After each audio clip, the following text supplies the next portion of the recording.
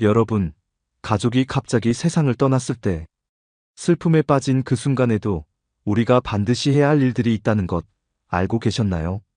마음은 무너져 내리는데 현실은 한시가 급합니다.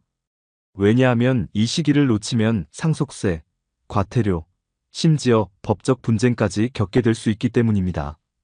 대부분은 이렇게 생각합니다. 장례 잘 치르고 서류는 천천히 정리하면 되겠지. 하지만 이건 절대 안 됩니다.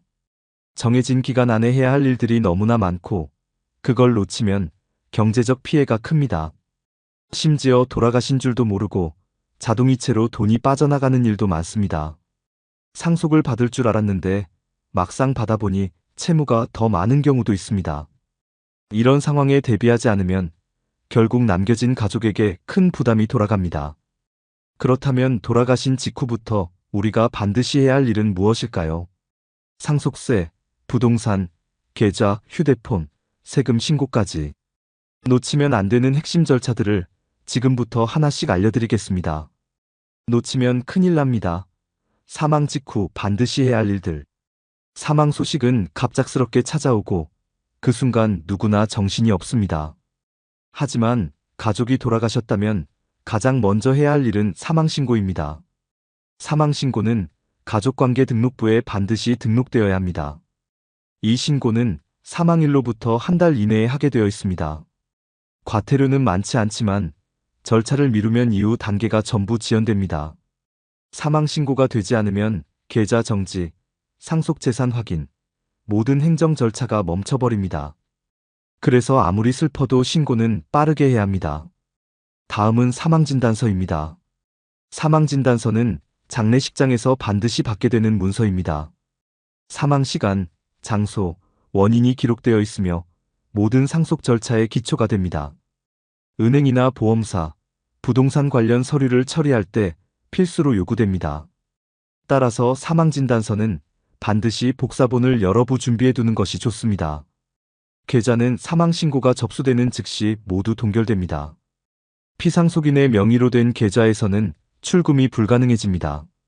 이후에는 상속인들의 공동동의 없이 단 한 푼도 인출할 수 없습니다. 그래서 장례비 같은 급한 비용을 인출하려면 사전에 논의가 필요합니다. 장례비는 대부분 현금으로 처리됩니다. 부조금으로 받은 돈을 쓰는 경우가 많습니다. 평균적으로 장례 비용은 1,000만 원에서 1,500만 원 정도가 듭니다. 이 비용은 상속세 신고 시 필요경비로 인정받을 수 있습니다. 다만 영수증이 있어야 공제를 받을 수 있습니다. 그래서 모든 장례 관련 영수증을 챙겨두는 것이 중요합니다. 또 하나 중요한 것이 있습니다. 공분 장지비, 즉 납골당이나 봉안당 비용도 500만 원까지 별도 인정됩니다. 이 역시 영수증이 있어야만 경비로 인정받기 때문에 꼭 챙기셔야 합니다. 여기까지가 사망 직후 반드시 해야 할 기본 절차입니다. 사망신고, 사망진단서 확보, 장례비 영수증 보관, 계좌 동결인지. 이 네 가지는 반드시 기억해 두셔야 합니다. 국가가 대신 찾아줍니다.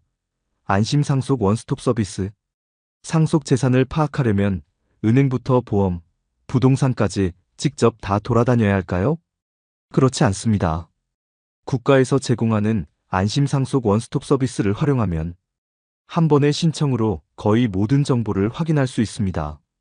이 서비스는 사망자의 금융재산, 부동산, 자동차, 세금 체납 내역까지 모두 한 번에 조회해주는 제도입니다. 말 그대로 상속인이 헤매지 않도록 국가가 길을 열어주는 시스템입니다. 신청은 간단합니다. 가까운 주민센터에 사망신고를 하면서 동시에 신청하면 됩니다. 대부분의 주민센터에서는 이 서비스를 함께 안내해 줍니다. 신청 후에는 평균 일주일에서 20일 정도 안에 조회 결과가 문자로 발송됩니다. 문자에는 사망자의 예금 계좌가 개설된 금융기관 목록이 나옵니다. 어느 은행에 얼마가 있는지까지는 나오지 않지만 어느 금융사에 조회가 되는지는 확인할 수 있습니다. 이후에는 금융감독원 사이트를 통해 구체적인 잔액 내역과 상세계좌 정보까지 확인이 가능합니다. 해당 사이트에서는 문서로 출력도 가능하고 은행별, 보험사별 내역도 정리해서 볼 수 있습니다. 이 과정에서 생각지도 못한 재산이 발견되기도 합니다. 보험에 가입되어 있는 줄 몰랐던 계약이 발견되기도 하고 어디에 있는지도 몰랐던 부동산이 드러나기도 합니다. 실제로 아버지가 갖고 있던 땅을 나중에 처음 안 가족들도 많습니다. 자동차 등록 정보도 함께 확인할 수 있습니다. 자동차는 보험이나 세금 체납 여부도 함께 조회되기 때문에 미처 처리하지 못했던 부분까지 파악이 가능합니다. 이 서비스는 단순히 재산만 확인하는 것이 아닙니다. 채무, 즉 빚까지도 함께 파악할 수 있습니다. 국세나 지방세 체납 내역이 있는지, 금융기관에 대출이 있었는지도 나타납니다. 이 정보는 상속 포기나 한정 승인을 결정하는 데 매우 중요합니다. 단순히 자산만 있는 것이 아니라 채무가 더 많다면 오히려 상속을 포기하거나 제한적으로 받는 것이 유리할 수 있습니다. 또 한 가지, 휴대폰은 쉽게 해지하지 않는 것이 좋습니다. 사망자의 휴대폰은 채무관계나 거래처 연락에 쓰일 수 있기 때문입니다. 최소한 1년 정도는 가장 기본 요금제로 유지하는 것이 좋습니다. 연락처를 통해 받을 돈이 남아있는 거래처나 갚아야 할 돈이 있는 채권자와의 소통이 필요할 수 있습니다. 그리고 고인의 지인 중 연락이 닿지 않았던 사람에게 부고를 알리는 역할도 할 수 있습니다. 휴대폰 속 사진이나 문자 기록도 나중에 필요한 자료가 될 수 있습니다. 감정적인 면뿐 아니라 실질적인 자료 확인 수단이기도 합니다. 정리하면 안심상속 원스톱 서비스는 재산과 채무를 한눈에 파악할 수 있는 매우 유용한 도구입니다. 이걸 통해 상속인이 움직여야 할 방향을 더 명확히 잡을 수 있습니다. 상속인의 가장 큰 실수, 계좌 내역 안 챙긴다. 많은 분들이 상속 재산이라 하면 그냥 부동산이나 통장에 있는 돈만 생각하십니다. 하지만 국세청은 상속세를 계산할 때 아주 다르게 접근합니다. 바로 피상속인의 과거 계좌 거래 내역을 들여다보는 겁니다. 가장 중요한 건 피상속인의 계좌 내역, 특히 최근 10년치입니다.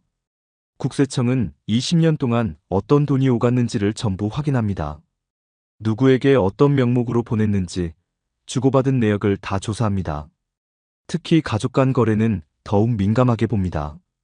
자녀에게 보낸 돈이 생활비인지, 증여인지 구분하려 합니다. 생활비처럼 보이지만 반복적으로 일정 금액이 이체됐다면 그걸 증여로 보고 세금을 물릴 수 있습니다. 문제는 대부분 이런 사실을 모르고 그냥 넘긴다는 겁니다. 그러다 상속세 신고할 때 뒤늦게 문제가 됩니다. 예를 들어 아버지가 아들 계좌로 수천만 원씩 몇 차례 이체한 기록이 있다면 국세청은 이걸 증여로 의심합니다. 증여세는 신고 없이 주고받으면 가산세가 붙고 나중에 추징 대상이 됩니다. 상속세와 더해져서 엄청난 세금이 부과될 수 있습니다. 그래서 상속세 신고를 위해 반드시 10년치 계좌 내역을 전부 확인해야 합니다. 주요 거래가 있었던 은행을 중심으로 자료를 요청하세요. 여기서 실수하는 경우가 있습니다. 과거에 사용하던 계좌는 지금은 해지되어 폐쇄돼 있을 수 있습니다. 하지만 폐쇄된 계좌 내역도 반드시 확인해야 합니다. 왜냐하면 국세청은 해지된 계좌까지 모두 조회합니다. 상속인 입장에서 자료가 누락되면 세무조사에 대응이 어렵습니다. 그 다음으로는 상속인의 계좌 내역입니다.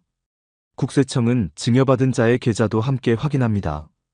특히 상속인 이외의 자, 예를 들어 사위, 며느리, 손주가 있다면 그들의 계좌 내역은 5년치를 요구하게 됩니다. 이 과정을 통해 국세청은 실제로 누구에게 얼마나 증여가 이루어졌는지를 파악합니다. 그리고 상속세에 증여세까지 더해 세금을 부과합니다. 실제로는 받은 적 없다고 해도 계좌에 입금된 내역이 있으면 그건 증여로 간주됩니다. 물론 생활비나 일시적 지원이라면 그 내용을 증명할 수 있어야 합니다. 예를 들어 차용증이 있다거나 갚은 기록이 있어야 합니다. 없다면 그대로 증여로 판단될 수 있습니다. 이럴 경우 세금은 물론 가산세까지 붙게 됩니다. 증여 후 10년 이내에 사망하면 증여했던 금액은 다시 상속재산으로 합산됩니다. 예를 들어 10년 안에 1억 원을 증여했고 돌아가신 시점의 재산이 10억 원이라면 총 11억 원을 상속세 기준으로 계산해야 합니다. 이미 냈던 증여세는 빼주지만 차액만큼 상속세가 추가로 발생합니다. 세율이 누진세이기 때문에 총액이 커질수록 부담도 함께 커집니다. 그래서 미리 준 돈도 결코 그냥 넘어가지 않습니다. 그 내역을 정확히 확인하고 세무사와 상의하는 것이 중요합니다. 정리하자면 피상속인 계좌 10년치, 상속인 계좌 5년치 모두 확인하고 정리하는 것이 필수입니다. 이제 다음 단계는 상속 포기와 한정 승인에 대한 전략입니다. 상속이라고 하면 무조건 재산을 받는 것만 생각하기 쉽습니다. 하지만 현실은 꼭 그렇지만은 않습니다. 피상속인이 남긴 게 재산만이 아니라 빚일 수도 있기 때문입니다. 이런 경우에 대비한 제도가 바로 상속 포기와 한정 승인입니다. 그런데 많은 분들이 이 두 가지를 혼동하거나 아예 존재 자체를 모르시는 경우도 많습니다. 먼저 상속 포기부터 설명드리겠습니다. 상속 포기는 말 그대로 나는 아무것도 받지 않겠다는 선언입니다. 재산도 빚도 모두 포기하는 것으로 법적으로 상속인이 아닌 상태가 됩니다. 포기를 하게 되면 그 사람은 상속 절차에서 완전히 빠지게 됩니다. 재산에 대한 권리도 없고 빚에 대한 책임도 없어집니다. 반대로 한정 승인은 다릅니다. 한정 승인은 상속인이 받은 재산 한도 내에서만 채무를 갚겠다는 의사를 밝히는 것입니다. 예를 들어 1억 원의 재산을 받았고 채무가 2억 원이면 1억 원까지만 책임지고 나머지는 면제받는 구조입니다. 이 제도를 잘 활용하면 불필요한 빚을 물려받는 일을 막을 수 있습니다. 하지만 여기서 주의할 점이 있습니다. 상속 포기와 한정 승인은 사망 사실을 안 날로부터 3개월 이내에만 가능합니다. 그래서 상속 재산이 많은지 빚이 더 많은지를 파악하는 것이 매우 중요합니다. 이를 빠르게 확인하기 위해서는 앞에서 말한 안심상속 서비스와 계좌 내역 조회가 선행되어야 합니다. 한 가지 예를 들어보겠습니다. 부모가 남긴 재산이 거의 없고 빚이 많다는 사실을 뒤늦게 알게 된 경우입니다. 이때 상속 포기를 하지 않으면 상속인이 대신 갚아야 할 수도 있습니다. 또 하나의 문제는 상속인이 많을 때입니다. 자녀가 3명이고 그중 2명은 상속을 포기했는데 1명이 한정 승인을 했다고 해보겠습니다. 이 경우에는 그 한정 승인을 한 1명이 모든 재산과 빚을 정리하게 됩니다. 그리고 나머지 포기한 사람들은 그 절차에 다시 끼어들 수 없습니다. 그래서 상속인은 서로 상의하여 누가 한정 승인을 하고 누가 포기할지를 정리해야 합니다. 실제로는 가족 간 다툼 때문에 모두 상속 포기를 해버리는 경우도 있습니다. 이렇게 되면 상속권은 아래 세대로 넘어가게 됩니다. 자녀들이 포기하면 손주에게 넘어가고 손주도 포기하면 형제자매로 넘어갑니다. 이렇게 되면 가족 전체가 끝도 없는 상속 포기 행렬에 들어가게 됩니다. 결국은 고인의 먼 친척에게까지 부담이 갈 수 있습니다. 따라서 가장 심플한 전략은 상속인이 2명이라면 1명은 한정 승인, 나머지는 상속 포기하는 방식입니다. 이렇게 하면 1명이 재산과 채무를 정리하고 나머지는 책임에서 벗어날 수 있습니다. 또한 한정 승인을 하기 위해서는 상속 재산 내역을 정리하는 것이 매우 중요합니다. 채무도 포함하여 문서로 정리해서 제출해야 합니다. 따라서 사망 사실을 안 후 빠르게 가족들과 상의하고 세무사나 법무사와 상담하는 것이 좋습니다. 마지막으로 공동계좌를 활용하는 방법도 있습니다. 피상속인의 계좌를 공동명의로 전환하면 모든 상속인이 동의하지 않으면 출금이 불가능합니다. 이 방법은 상속인 간 분쟁을 예방하는 데 도움이 됩니다. 상속세를 납부할 때도 이 계좌에서 출금하면 공동관리된 자금으로 처리된다는 의미가 됩니다. 이제 다음은 상속세 부담을 줄일 수 있는 감정평가 전략입니다. 상속세를 계산할 때 가장 큰 비중을 차지하는 것은 바로 부동산입니다. 특히 부동산이 상속재산의 대부분인 경우 어떻게 평가하느냐에 따라 세금 차이가 크게 납니다. 그래서 이 시점에서 중요한 것이 바로 감정평가입니다. 부동산 상속 시 어떤 가격으로 평가하느냐에 따라 상속세는 억 단위로 달라질 수 있습니다. 가장 먼저 떠올리는 건 공시지가나 공동주택 가격일 수 있습니다. 하지만 실제 세법에서는 이보다 더 중요한 개념이 있습니다. 그게 바로 시가입니다. 시가는 상속일 전후 6개월 내에 실제로 거래된 유사 부동산의 가격을 기준으로 삼습니다. 예를 들어 아버지가 갖고 있던 아파트와 비슷한 면적, 위치의 아파트가 상속일 전 2개월에 10억 원에 팔렸다면 그 금액을 기준으로 상속세가 계산됩니다. 그런데 만약 그 시기에 거래된 유사 매물이 없다면 어떻게 해야 할까요? 바로 이때 감정평가를 활용하게 됩니다. 감정평가는 전문 감정평가사가 직접 부동산을 조사하여 시장 가격을 평가하는 방식입니다. 이 감정평가 금액이 곧 시가로 인정될 수 있기 때문에 실제 세금을 줄일 수 있는 하나의 전략이 됩니다. 예를 들어 공동주택 공시가격이 12억 원인데 감정평가를 했더니 실제 시장 가치는 9억 원으로 나왔다면 이 9억 원으로 신고가 가능해지는 겁니다. 물론 감정평가에도 비용은 들어갑니다. 하지만 그 비용을 감안하더라도 상속세 수천만 원을 줄일 수 있다면 충분히 가치 있는 판단입니다. 감정평가는 반드시 이인의 감정평가사에게 받아야 세법상 시가로 인정됩니다. 이 조건을 충족하지 않으면 단순 감정으로 간주돼 세무서에서 인정하지 않을 수 있습니다. 또한 감정평가는 부동산이 복잡할수록 더 유리합니다. 예를 들어 임야, 과수원, 상가, 다세대 주택 등은 비교 가능한 매물 자체가 적기 때문에 유사매매살의 가액을 찾기 어렵습니다. 이런 경우에는 감정평가 외에는 방법이 없습니다. 그리고 감정평가를 통해 가격을 낮춰 신고하면 상속세 부담을 줄일 수 있습니다. 다만 여기서 주의할 점도 있습니다. 상속세는 낮아질 수 있지만 미래에 팔 때 문제가 될 수 있습니다. 왜냐하면 상속받은 금액이 곧 취득가액이 되기 때문입니다. 예를 들어 감정평가를 통해 8억 원으로 상속받았고 향후 12억 원에 매도하게 되면 그 차익 4억 원에 대한 양도소득세가 발생합니다. 만약 상속 당시 금액을 더 높게 설정했다면 그만큼 양도소득세는 줄어들 수 있었을 겁니다. 그래서 감정평가는 단기 세금 절감 효과 외에도 장기적으로 양도소득세까지 고려해서 진행해야 합니다. 전문 세무사와 함께 상속세와 양도세를 모두 시뮬레이션해보고 어떤 감정가가 유리한지를 분석하는 것이 중요합니다. 또 하나의 전략은 상속을 받는 사람이 무주택자일 경우입니다. 이 경우 상속받은 주택을 보유 2년 이상 유지하면 양도세 비과세 혜택을 받을 수 있습니다. 따라서 이런 상황에서는 감정가를 최대한 낮춰 상속세를 줄이고 향후 비과세로 양도하는 방식이 유리할 수 있습니다. 반대로 이미 1주택 이상을 보유한 사람이 상속으로 인해 추가 주택을 보유하게 된다면 양도세 중과가 적용될 수 있으니 받을 사람을 신중하게 정해야 합니다. 결론적으로 감정평가는 단순히 숫자 싸움이 아닙니다. 가족 간의 자산 분배, 세금 부담, 미래 계획까지 모든 걸 고려한 전략적인 선택이 되어야 합니다. 이제 마지막 단계로 넘어가겠습니다. 신고와 납부, 취득세까지 한 번에 정리해 보겠습니다. 상속 재산을 파악하고 감정평가까지 마쳤다면 이제 마지막 단계인 신고와 납부 절차로 넘어가야 합니다.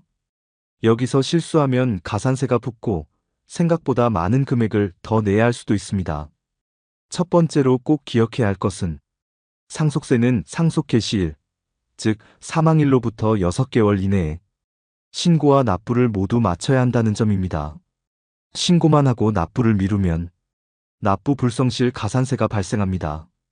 세금 자체보다 가산세가 더 무서울 수 있습니다. 만약 신고를 아예 하지 않는다면 무신고 가산세의 20%가 붙습니다. 그리고 나중에라도 자진 신고하더라도 세금 감면을 받을 수 없게 됩니다. 두 번째는 상속인 간 협조입니다. 상속인 간 의견이 갈려 갈등이 있더라도 신고 시점에서는 반드시 협력해야 합니다. 왜냐하면 공동신고가 기본이기 때문입니다. 상속인 전체가 공동으로 신고하고 납부 역시 각자 지분에 따라 분담하는 것이 원칙입니다. 이때 공동계좌를 만드는 것이 도움이 됩니다. 피상속인의 재산 중 일부를 상속인 공동명의 계좌로 이체해서 관리하면 모두의 동의 없이 자금을 쓸 수 없기 때문에 분쟁 예방에도 효과가 있습니다. 세 번째는 상속세 납부 방법입니다. 상속세는 한 번에 납부하는 것이 원칙이지만 금액이 클 경우 분할 납부인 연부연납 제도를 활용할 수 있습니다. 연부연납은 1천만 원 이상일 경우 최대 10년간 분할 납부가 가능합니다. 단, 첫 해에는 전체 세금의 일정 비율을 현금으로 선납해야 하고 이후 나머지를 나눠냅니다. 이자를 내긴 해야 하지만 갑작스러운 재산 매각 없이 세금을 낼 수 있기 때문에 부담을 줄일 수 있는 방법입니다. 네 번째는 취득세입니다. 부동산을 상속받을 때는 상속세와 별도로 취득세도 납부해야 합니다. 취득세는 상속 개시일로부터 6개월 이내에 부동산 등기를 하면서 함께 납부해야 하며 세율은 상황에 따라 달라집니다. 예를 들어 무주택자가 상속받는 주택은 취득세가 약 1%에 불과합니다. 하지만 다주택자가 받을 경우 최대 3%까지 올라갈 수 있습니다. 따라서 누가 상속받을지를 정하는 것도 취득세 절세 전략의 중요한 포인트입니다. 등기는 가장 마지막 단계에서 진행하는 것이 좋습니다. 모든 협의와 세금 계산이 끝난 후 등기를 마치면 불필요한 이중 부담을 줄일 수 있습니다. 다섯 번째는 종합소득세 신고입니다. 만약 피상속인이 사업소득이나 근로소득을 갖고 있었던 경우 사망일로부터 6개월 이내에 종합소득세 신고도 진행해야 합니다. 일반적으로 종합소득세 신고는 5월에 이루어지지만 사망자는 예외로 당겨서 신고해야 합니다. 이렇게 신고된 종합소득세는 상속세를 계산할 때 필요경비로 공제받을 수 있습니다. 그래서 꼭 놓치지 말고 챙겨야 할 절차입니다. 여섯 번째는 가족 간 협약입니다. 상속세를 줄이기 위해 가족끼리 명확한 합의를 해두는 것이 중요합니다. 예를 들어 어떤 자산을 누가 가져갈 것인지, 세금은 누가 부담할 것인지 미리 서면으로 정리해두는 것이 좋습니다. 이후에 불필요한 분쟁을 막을 수 있고 세무당국에 제출할 자료로도 활용이 가능합니다. 마지막으로 전문가의 조력이 필요합니다. 상속세는 단순한 세금 문제가 아닙니다. 가족관계, 감정, 돈이 얽힌 민감한 사안입니다. 전문 세무사나 법무사의 도움을 받으면 더 정확하고 안정적인 절세 전략을 세울 수 있습니다. 실제로 신고 과정에서 실수가 잦기 때문에 전문가의 체크가 큰 도움이 됩니다. 이제 모든 절차를 정리해드렸습니다. 상속은 갑작스럽게 찾아오지만 준비는 미리미리 해야 후회가 없습니다. 지금까지 상속 발생 시 반드시 알아야 할 절차와 주의할 점들을 단계별로 정리해드렸습니다. 갑작스러운 가족의 부재는 누구에게나 큰 슬픔을 안겨주지만 그 이후 절차를 어떻게 준비하느냐에 따라 남은 가족의 삶이 달라질 수 있습니다. 첫 번째로 사망신고부터 안심상속 원스톱 서비스를 빠르게 신청해 고인의 재산과 채무를 정확히 파악하는 것이 출발점입니다. 두 번째로 장례비 영수증과 계좌 내역은 꼼꼼하게 챙겨서 상속세 신고 시 누락 없이 활용할 수 있도록 준비해야 합니다. 세 번째로 가족 간 상속 포기와 한정 승인 여부를 신중하게 판단하고 필요하다면 공동계좌를 통해 자산을 안전하게 관리하는 것도 중요한 전략입니다. 네 번째로 부동산 상속이 많을 경우 감정평가를 활용해 현재뿐 아니라 미래 양도세까지 고려한 종합적인 전략을 세우는 것이 좋습니다. 마지막으로 모든 절차는 6개월 이내에 마무리해야 한다는 점. 상속세, 취득세, 종합소득세 모두 기한을 넘기면 불이익이 발생할 수 있으니 시간 관리는 무엇보다 중요합니다. 지금 이 영상을 보고 계신 분 중에도 혹시 상속세나 절차에 대해 막막함을 느끼는 분이 있으실 겁니다. 하지만 하나씩 준비한다면 생각보다 어려운 일이 아닙니다. 중요한 건 몰라서 생기는 손해를 방지하는 것이고 미리 알고 대비하는 것이 가장 큰 절세 전략이라는 사실입니다. 오늘 영상이 도움이 되셨다면 주변 분들에게도 꼭 공유해 주세요. 특히 부모님 세대와 자녀 세대가 함께 보시면 더 많은 준비와 대화가 가능할 겁니다. 그리고 영상 내용 중에 가장 공감되거나 혹시 이미 실천하고 계신 부분이 있다면 댓글로도 함께 이야기 나눠주세요. 좋아요와 구독도 함께 눌러주시면 앞으로 더 유익한 콘텐츠로 인사드릴 수 있습니다. 감사합니다. 부모님이 자식에게 용돈을 주는 일, 너무 흔한 일입니다. 자식이 결혼할 때 전세자금 조금 보태주는 것도 마찬가지입니다.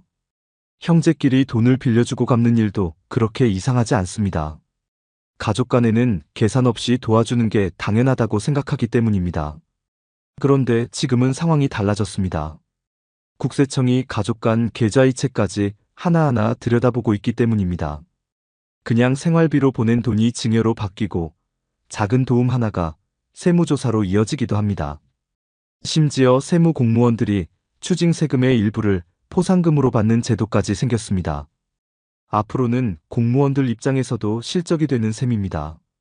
그래서 세무조사가 더 타이트하고 엄격하게 이루어질 수밖에 없습니다. 특히 현금 거래나 계좌이체처럼 기록이 남는 돈 거래는 피할 수가 없습니다. 그리고 이 모든 조사의 출발점이 바로 금액입니다. 몇십만 원은 문제없지만 일정 금액을 넘는 순간부터는 얘기가 달라집니다. 그 기준을 모르고 돈을 주고받았다가 억울하게 세금 폭탄을 맞는 경우도 있습니다. 많은 분들이 말합니다. 이게 왜 세금 문제가 되는지 이해가 안 된다고. 그럴 수 있습니다. 하지만 국세청은 그렇게 보지 않습니다. 가족 간이라도 금액이 크고 무상으로 주고받는 돈은 대부분 증여로 추정합니다. 증여로 추정된다는 건 납세자가 그게 아니라고 입증하지 못하면 과세된다는 뜻입니다.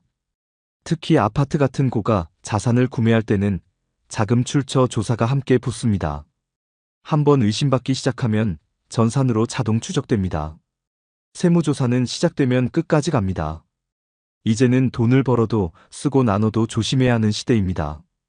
그렇다면 어디까지가 괜찮고 어느 정도부터 문제가 되는 걸까요? 오늘 영상에서는 국세청이 주목하는 자금의 흐름과 절대 넘지 말아야 할 금액의 기준을 알려드리겠습니다. 그리고 조사 대상이 되지 않기 위한 방법도 구체적으로 알려드릴 겁니다. 단 한 번의 이체로 세무조사를 받는 일이 없도록 지금부터 끝까지 들어보시기 바랍니다. 왜 국세청은 가족 간 돈거래를 들여다보기 시작했을까? 국세청이 가족 간 돈거래까지 관심을 가지기 시작한 이유는 명확합니다. 최근 몇 년간 국가의 세수가 크게 줄어들었습니다.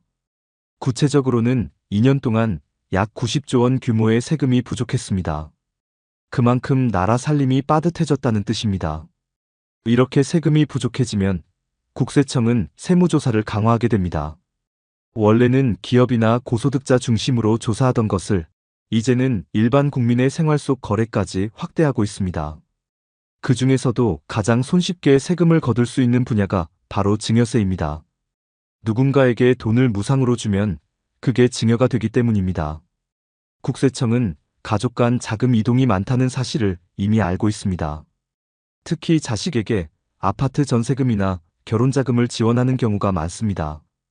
이런 지원이 대부분 증여 신고 없이 이루어지고 있다는 점도 파악하고 있습니다. 그리고 문제는 이걸 들여다보기 시작하면 너무 많은 케이스가 잡힌다는 점입니다. 그래서 국세청은 시스템을 바꾸었습니다. 이제는 사람이 수작업으로 찾지 않습니다. 전산상으로 소득 대비 재산 취득이 과도하면 자동으로 뜨게 됩니다. 이를 자금 출처 부족이라고 부릅니다.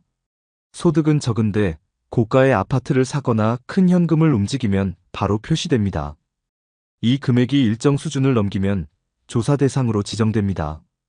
최근에는 세무공무원이 추징세액의 10%를 포상금으로 받는 제도도 도입되었습니다.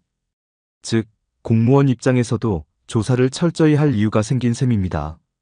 예전에는 어느 정도 선에서 타협하는 관행도 있었습니다.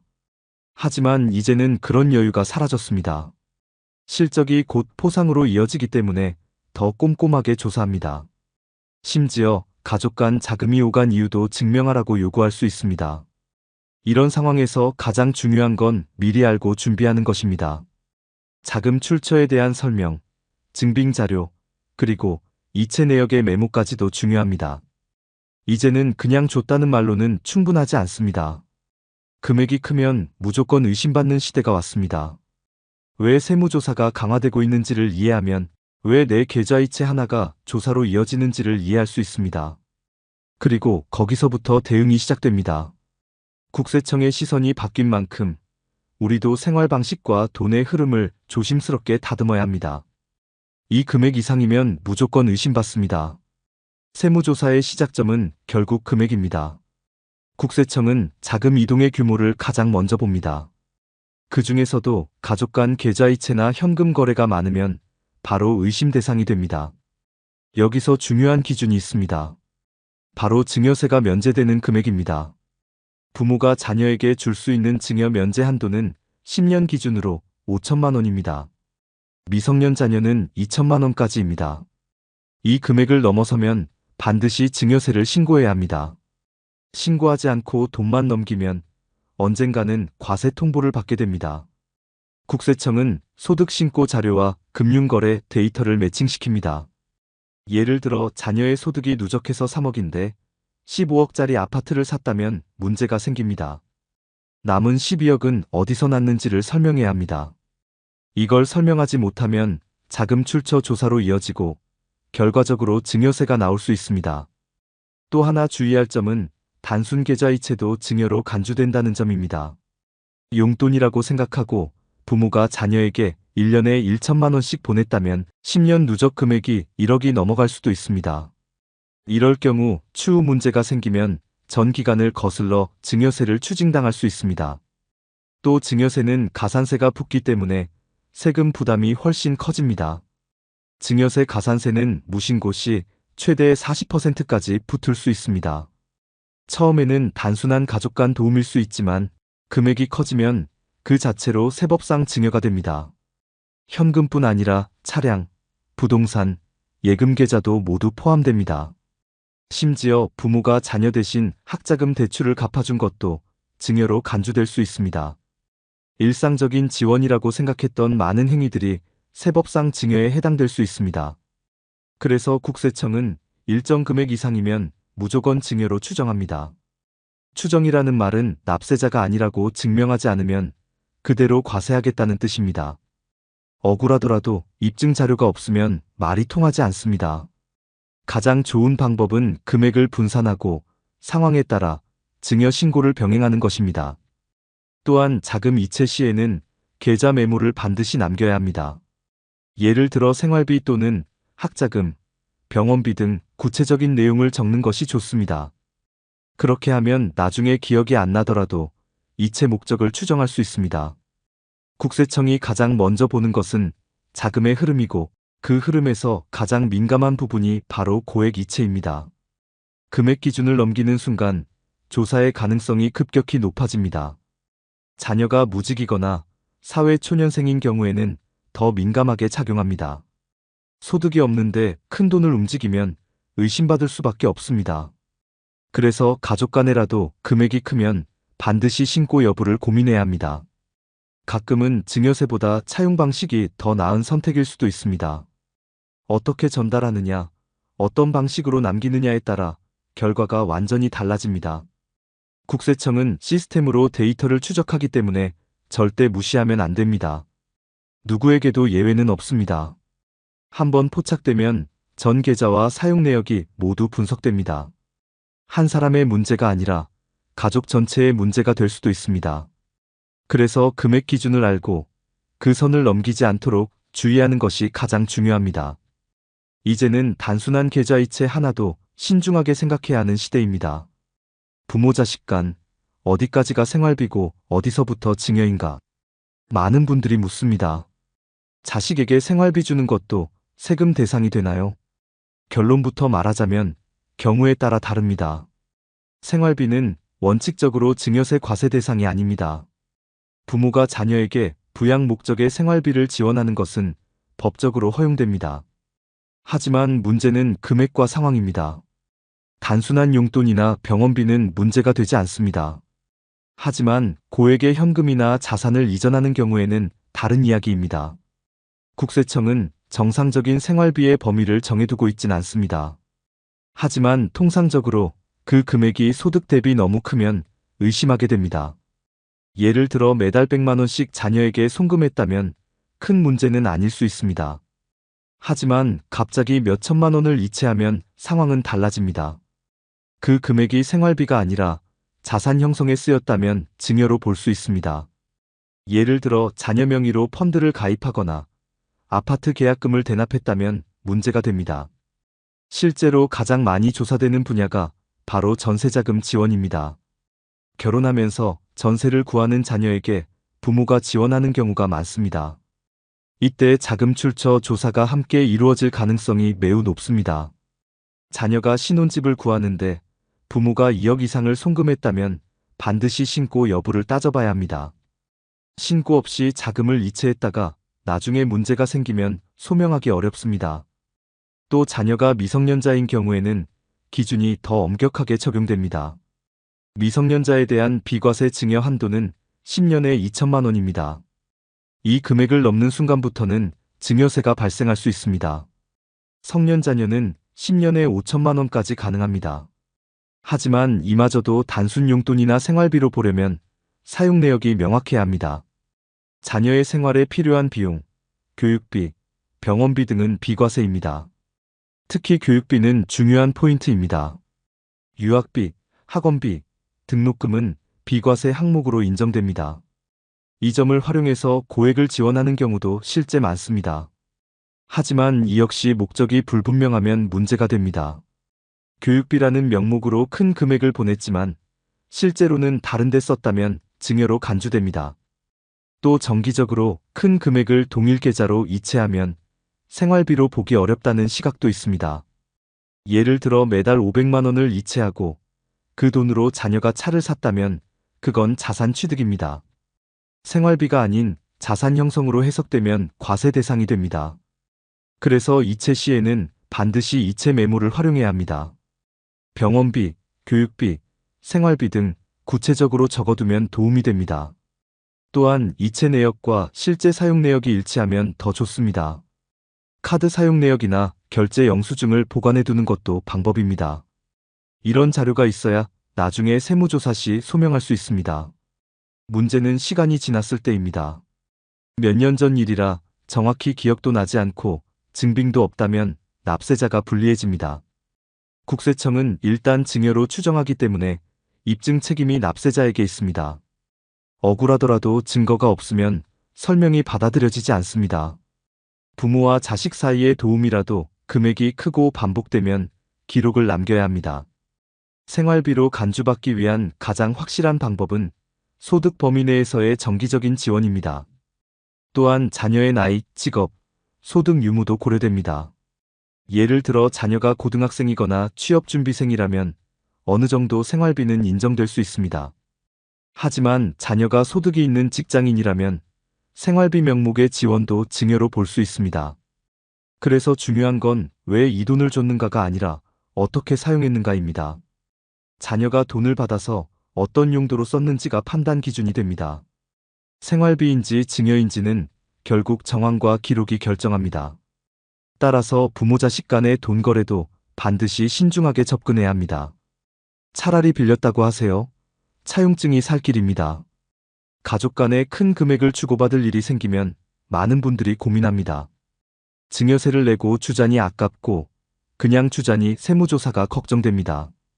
이럴 땐 차라리 빌렸다고 명확하게 남기는 것이 더 나은 방법이 될 수 있습니다. 이걸 바로 차용 방식이라고 부릅니다. 차용은 말 그대로 돈을 빌린 것입니다. 부모가 자녀에게 돈을 주되 나중에 갚는 조건이라면 증여가 아닙니다. 중요한 건 차용이라는 사실을 증명할 수 있어야 한다는 점입니다. 그냥 말로만 빌렸다고 해서는 소용이 없습니다. 가장 기본적인 방식은 차용증을 쓰는 것입니다.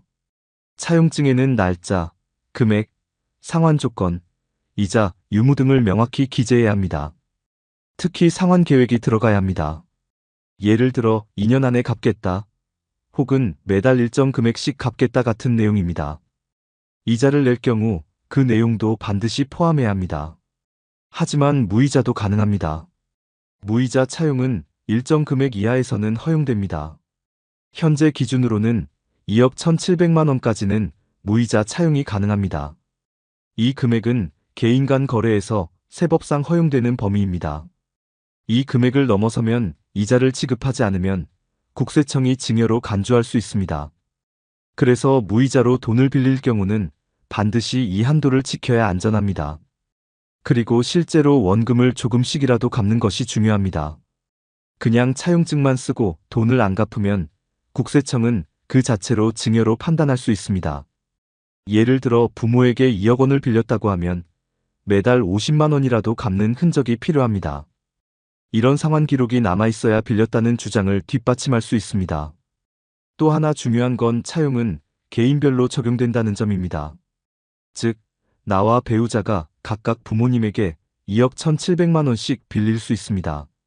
이론상으로는 4사람을 활용하면 총 8억 원 넘게 무이자로 차용이 가능합니다. 예를 들어 나와 아내가 내 부모님께 각각 빌리고 또 시댁에서 각각 빌리는 방식입니다. 이렇게 나눠서 차용하면 증여세 없이도 큰 금액을 조달할 수 있습니다. 단, 이 경우도 모두 차용증이 있어야 하며 상환 내역이 남아야 합니다. 그리고 돈을 받을 때는 꼭 계좌로 받아야 합니다. 현금 수령은 추적이 어렵고 세무조사 시 불리하게 작용할 수 있습니다. 또한 차용과 관련된 대화도 기록해두면 도움이 됩니다. 카카오톡이나 문자 메시지로 주고받은 대화도 중요한 증거가 될 수 있습니다. 예를 들어, 엄마 고맙습니다. 다음 달부터 천천히 갚을게요. 같은 메시지도 유효합니다. 이런 소소한 흔적이 나중에 조사를 받을 때 큰 힘이 됩니다. 혹시 부모님이 고령이시라면 더 신중하게 접근해야 합니다. 국세청은 연세가 많은 부모가 큰 금액을 자녀에게 줬을 때 증여로 의심할 수 있습니다. 왜냐하면 상환 능력이 떨어진다고 보기 때문입니다. 그래서 나이 많은 부모에게는 이자 없이 갚겠다는 문구보다 소액이라도 실질적 상환이 중요합니다. 또한 차용 기간은 너무 길게 잡지 않는 것이 좋습니다.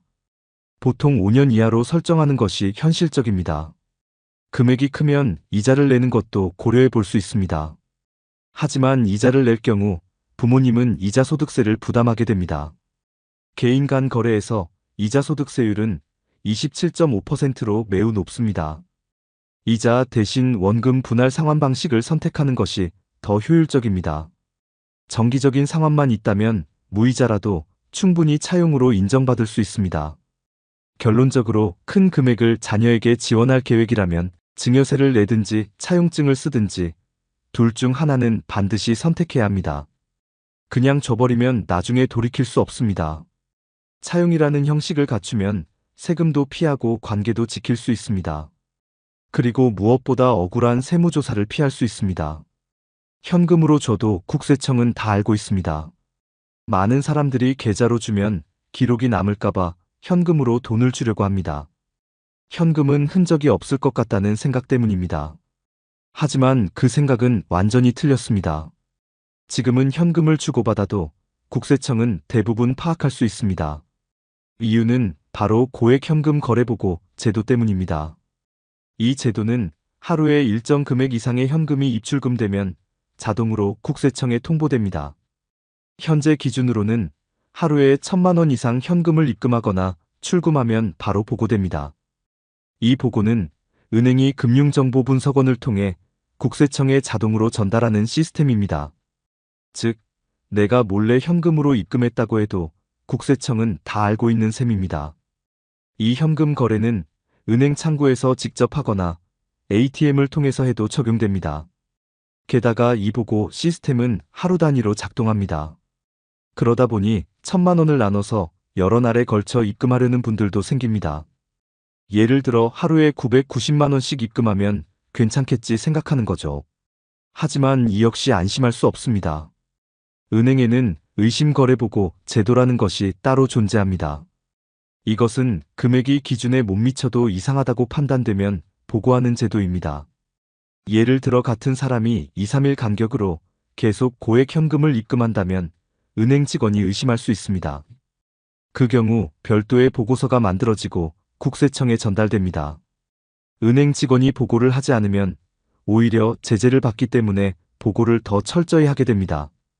그래서 단순히 금액을 쪼개는 방식은 결코 안전하지 않습니다.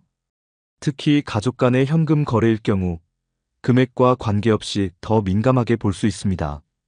예를 들어 부모가 자녀에게 결혼자금 명목으로 현금을 줬다고 가정해 봅니다.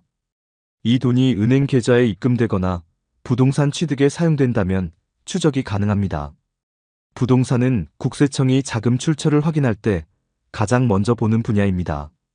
현금으로 집을 사거나 계약금을 낼 경우 그 자금의 출처가 자연스럽게 조사됩니다.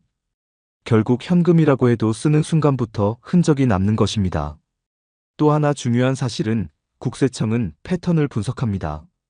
어떤 사람의 소득과 소비 내역, 금융 기록을 종합적으로 분석해서 이상 여부를 판단합니다. 예를 들어 소득이 3억인 사람이 15억짜리 아파트를 산다면 분명 문제가 됩니다. 그 부족한 자금이 어디서 났는지를 추적하게 되는 겁니다. 여기서 부모가 준 현금이 등장하면 증여로 볼 수밖에 없습니다. 그리고 증여세를 신고하지 않았다면 추징은 물론 가산세까지 붙습니다. 문제는 시간입니다. 세무조사는 당장 오지 않더라도 몇 년 뒤에 갑자기 통지가 올 수 있습니다.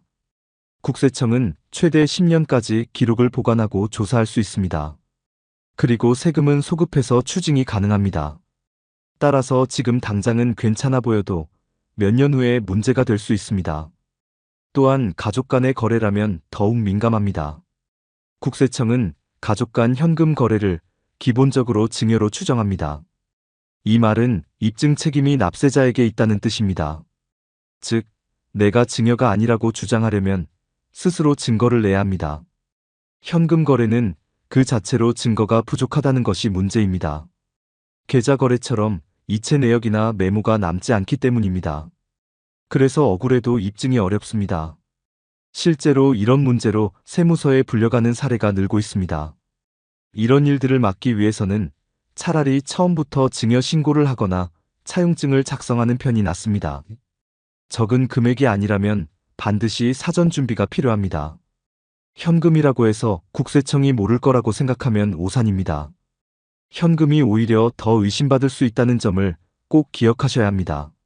세무조사나 추징세는 피할 수 있습니다. 방법은 간단합니다.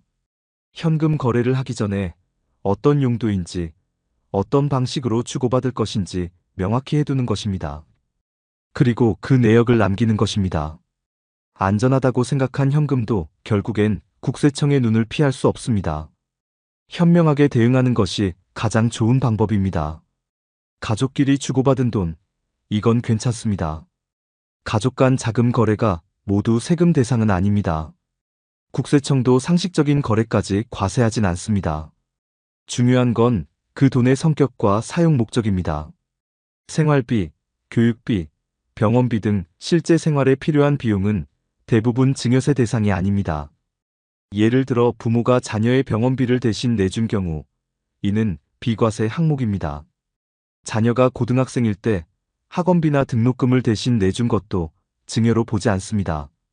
왜냐하면 부모로서의 부양 책임 안에서 이루어진 지출이기 때문입니다. 이처럼 생계를 위한 지원은 과세 대상이 아닙니다. 또한 일시적으로 생긴 어려움을 돕는 경우도 과세 대상이 아닐 수 있습니다.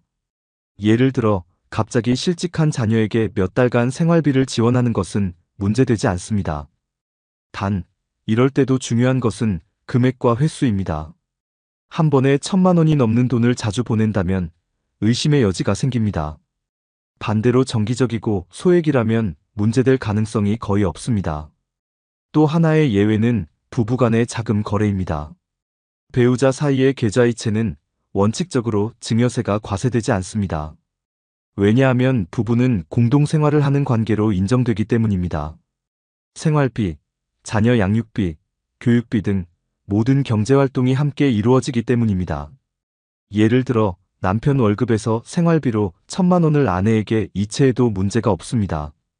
또는 아내 통장에서 남편 보험료를 자동이체해도 과세되지 않습니다.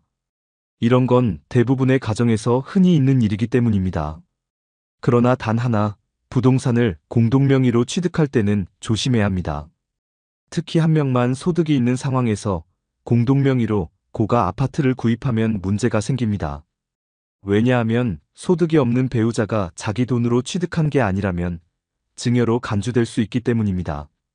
이럴 때는 미리 자금 계획서를 세우고 일부는 증여 신고를 하는 것이 안전합니다. 또한 자녀가 미성년자인 경우 부모의 자금 지원이 제한될 수 있습니다. 예를 들어 미성년 자녀 명의의 계좌에 큰 돈을 송금하면 문제가 생깁니다. 자녀가 직접 사용할 수 없는 돈이기 때문에 실질적으로는 부모의 통제로 해석될 수 있습니다. 이럴 경우 증여세 과세가 발생할 수 있습니다. 하지만 자녀가 고등학생이고 생활비나 교육비 명목이라면 인정될 수 있습니다. 따라서 자녀에게 돈을 줄 때는 용도와 사용 시점, 금액을 고려해야 합니다. 용돈 정도는 큰 문제가 되지 않습니다. 하지만 차량 구매, 여행 경비, 고가의 취미 활동 지원 등은 과세 대상이 될 수 있습니다.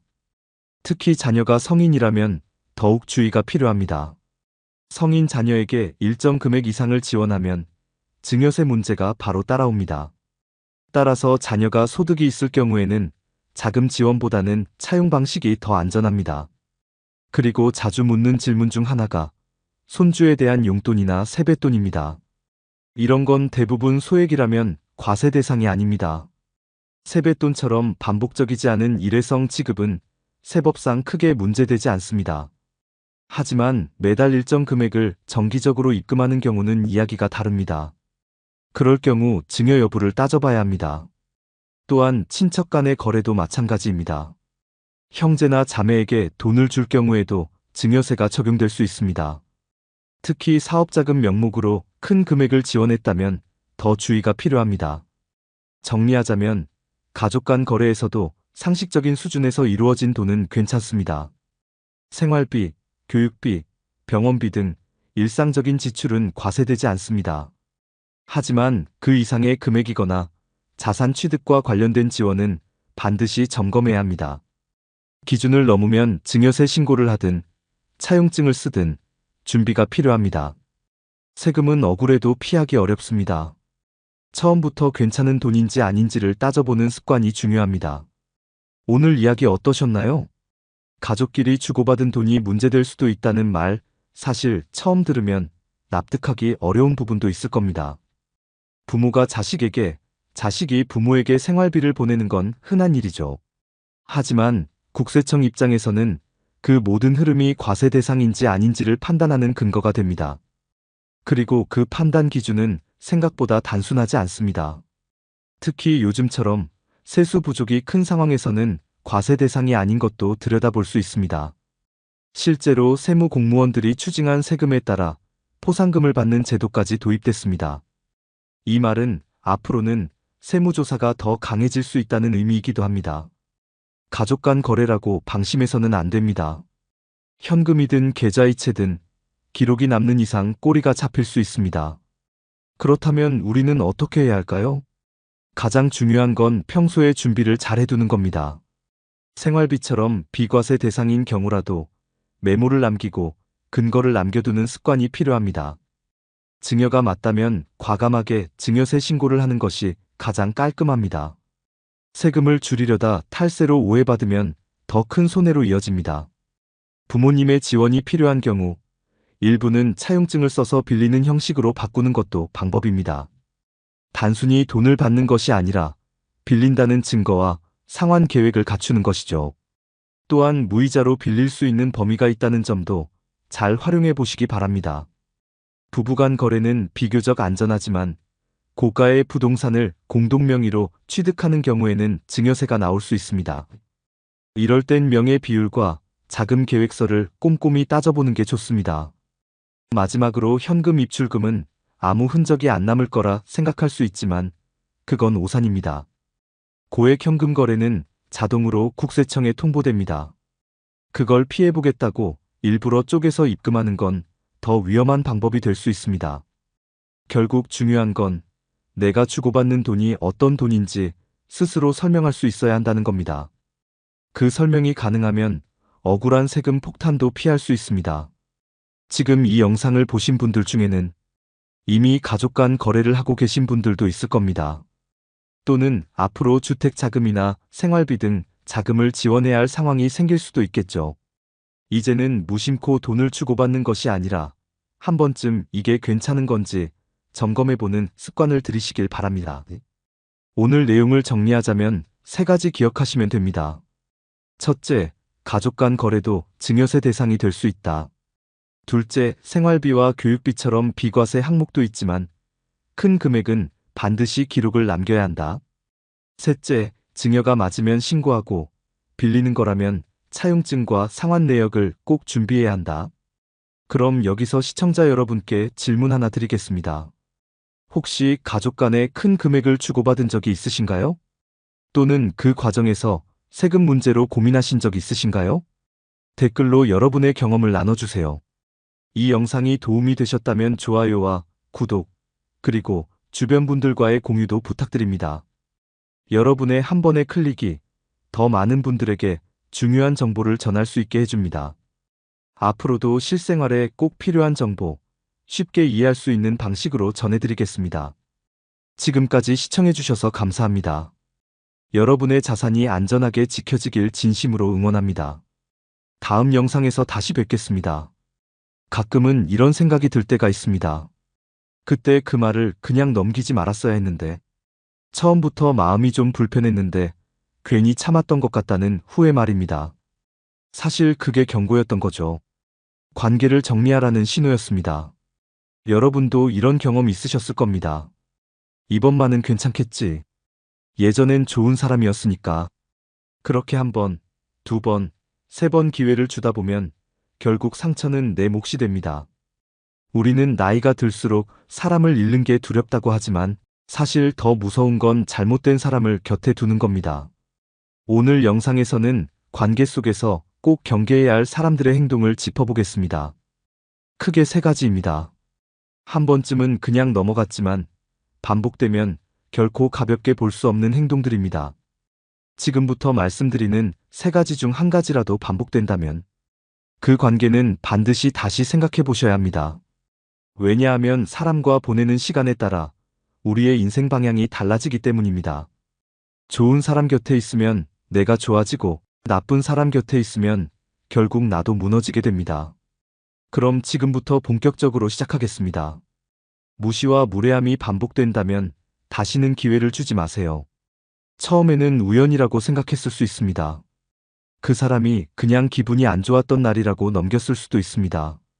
하지만 같은 일이 반복된다면 그것은 실수가 아니라 태도입니다. 무례한 말과 행동을 반복하는 사람은 이미 내 감정을 무시하고 있다는 뜻입니다. 문제는 우리가 그런 행동을 자꾸 이해하려 한다는 점입니다. 그 사람도 사정이 있었겠지. 그럴 의도는 아니었을 거야. 이렇게 스스로를 설득하면서 또 한 번 참습니다. 하지만 그것이 바로 내 자존감을 무너뜨리는 시작이 됩니다. 무례함은 나를 깎아내리는 독입니다. 그것이 반복되면 자꾸 나 자신을 의심하게 됩니다. 내가 예민한가? 내가 오해한 걸까? 그러다 보면 결국은 내 마음을 무시하게 되는 거죠. 무례한 사람의 특징은 네 가지로 나눌 수 있습니다. 첫째, 자기 말만 옳다고 믿습니다. 둘째, 나이나 지위로 타인을 평가합니다. 셋째, 남의 말을 자주 끊거나 무시합니다. 넷째, 내 생각은 무시하고 자기 방식만 강요합니다. 이런 사람과 대화를 하다 보면 대화가 아니라 일방적인 설득이나 지시처럼 느껴지게 됩니다. 무례한 말은 처음엔 짧고 사소하게 다가오지만 반복되면 내 감정 전체를 흔들어 놓습니다. 그 사람이 던진 말 한마디가 하루 종일 머릿속에서 맴돌고 심지어 잠자리에 들어서도 생각이 나게 됩니다. 그래서 무례한 사람에게는 초기에 분명한 선을 보여야 합니다. 그 말을 듣고 기분이 상했다고 말하는 연습이 필요합니다. 미리 준비된 한두 문장을 마음속에 갖고 계시면 좋습니다. 그 말씀은 좀 불편하네요. 그렇게 말하시면 상처가 되네요. 이렇게 짧고 정중한 표현을 준비해두면 무례한 말이 나왔을 때 당황하지 않고 대응할 수 있습니다. 처음엔 어렵지만 반복하다 보면 자연스러워집니다. 상대도 더는 쉽게 넘보지 못하게 됩니다. 그리고 중요한 건 내 마음을 지키는 습관입니다. 무례한 말을 듣고 나서 그것을 나에게 맞는 말이라고 받아들이지 않는 연습이 필요합니다. 저 말은 나한테 해당되는 게 아니야. 저 사람의 생각일 뿐이야. 이렇게 마음속에서 해석을 바꾸는 연습이 필요합니다. 자존감은 스스로 지켜야 하는 것입니다. 남이 깎아내려도 내가 그대로 받아들이지 않으면 그 말은 내 안에 들어오지 못합니다. 무례한 말을 그냥 듣고 넘기는 것이 아니라 그 순간 스스로에게 질문해 보세요. 이 관계 계속 유지할 필요가 있을까? 내가 왜 이런 말을 들어야 하지? 사람은 서로 존중하며 살아야 합니다. 그 기본이 지켜지지 않는다면 그건 관계가 아니라 고통입니다. 필요할 때만 나타나는 얄팍한 관계는 끊어야 합니다. 누군가가 연락할 때마다 뭔가 부탁이 따라온다면 그건 우연이 아닙니다. 그 사람에게 나는 도움이 되는 존재일 뿐 진심 어린 친구는 아닐 수 있습니다. 필요할 때만 연락 오는 관계는 시간이 지날수록 마음을 지치게 만듭니다. 한두 번은 도와줄 수 있지만 반복되면 그건 이용입니다. 진짜 친구라면 평소에도 안부를 묻고 아무런 이유 없이도 연락을 합니다. 하지만 어떤 사람은 내가 힘들 때는 연락도 없다가 정작 그 사람이 필요할 때만 나타납니다. 그리고 늘 미안하다며 또다시 돈을 빌리거나 부탁을 합니다. 그 순간 우리는 또 흔들리게 됩니다. 예전엔 좋은 사람이었으니까, 이번이 마지막 일지도 모르니까, 이런 마음으로 다시 지갑을 엽니다. 하지만 결국 돌아오는 건 후회뿐입니다. 이런 관계는 나이가 들수록 더욱 조심해야 합니다. 왜냐하면 시간이 지날수록 관계를 다시 만들기는 더 어려워지기 때문입니다. 나를 위해 에너지를 써야 할 시간에 자꾸 그 사람에게 끌려다니게 됩니다. 진심 어린 관계는 서로를 아끼고 도우려는 마음이 있습니다. 하지만 얄팍한 관계는 오직 자신의 이익에만 관심이 있습니다. 이런 사람들의 특징은 세 가지입니다. 첫째, 평소에는 연락도 없다가, 둘째, 급한 상황일 때만 연락이 오고, 셋째, 도움을 받은 뒤에도 감사나 반성이 부족합니다. 이런 관계는 내 감정을 점점 메마르게 만듭니다. 처음엔 안쓰러워 보였던 사람이 나중엔 두려운 존재가 되기도 합니다. 이번엔 또 무슨 이유로 연락했을까? 혹시 또 돈을 부탁하려는 건 아닐까? 이렇게 마음이 불안해지기 시작합니다. 그래서 이런 관계는 초반에 경계를 분명히 해야 합니다. 미리 선을 긋는 말을 준비해 두세요. 이번에는 도와드리기 어렵습니다. 지난번에도 도와드렸지만 이번에는 힘들 것 같아요. 이런 말을 부드럽게 하지만 단호하게 전달해야 합니다. 처음엔 어렵지만 반복되면 자연스럽게 거리를 두게 됩니다. 관계를 완전히 끊는 것이 두렵다면 만남을 줄이고 연락 빈도를 줄여보세요. 진짜 친구라면 오히려 이해하고 기다려줄 겁니다. 도움만 받고 사라지는 사람이라면 연락이 끊기더라도 억울해할 필요는 없습니다. 그리고 나의 마음을 점검하세요. 나는 왜 거절을 어려워하는 걸까? 혹시 좋은 사람으로 보이고 싶어서 무리한 부탁도 들어주는 건 아닐까? 내가 불편해지면서까지 누군가를 돕는 건 건강한 관계가 아닙니다. 도움은 서로 줄 수 있을 때 의미가 있습니다. 일방적으로 주기만 하면 결국 마음은 텅 비게 됩니다. 그리고 나중에는 그 공허함이 분노로 바뀌게 됩니다. 왜 나는 늘 이런 관계만 반복될까? 그런 생각이 드는 순간 이미 마음이 많이 다쳤다는 뜻입니다. 그래서 더 늦기 전에 스스로를 지켜야 합니다. 도움이 필요할 땐 도울 수 있습니다. 하지만 그 관계가 지속되려면 서로의 노력이 필요합니다. 필요할 때만 찾아오는 사람에게는 더 이상 나의 귀중한 시간과 마음을 허비하지 마세요. 이제는 나를 먼저 돌볼 시간입니다. 다음은 약속을 쉽게 깨는 사람에 대해 이야기해 보겠습니다. 약속을 가볍게 여기는 사람은 내 마음도 가볍게 여깁니다. 처음에는 한두 번쯤 늦거나 약속을 깬 걸 대수롭지 않게 넘길 수 있습니다.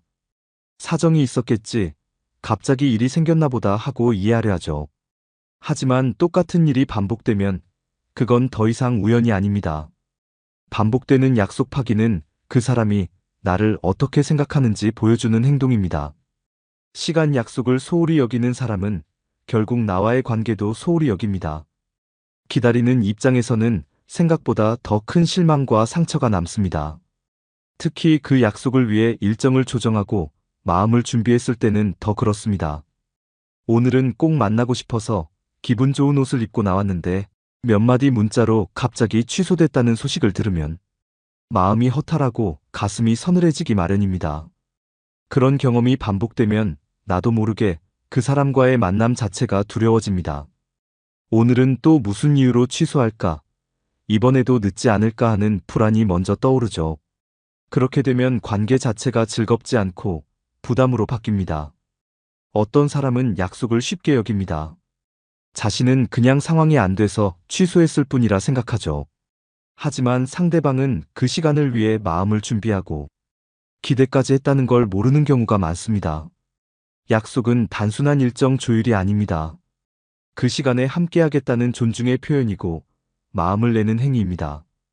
그런 약속이 반복해서 깨지면 마음의 거리는 점점 멀어지게 됩니다. 그 사람을 다시 믿고 싶지만 이미 믿음에 금이 간 상태가 됩니다. 자꾸 늦는 사람, 자주 약속을 바꾸는 사람에게는 처음엔 말로 감정을 전해보는 것이 좋습니다. 그때 당신이 늦었을 때 나도 당황했고 마음이 좀 불편했다는 식으로 말이죠. 이건 비난이 아니라 감정을 전달하는 표현입니다. 하지만 그런 대화에도 변화가 없다면 그 관계의 형태를 다시 정리할 필요가 있습니다. 시간을 정해 만나는 대신 자유로운 일정 속에서 자연스럽게 마주치는 방식으로 바꾸는 것도 한 방법입니다.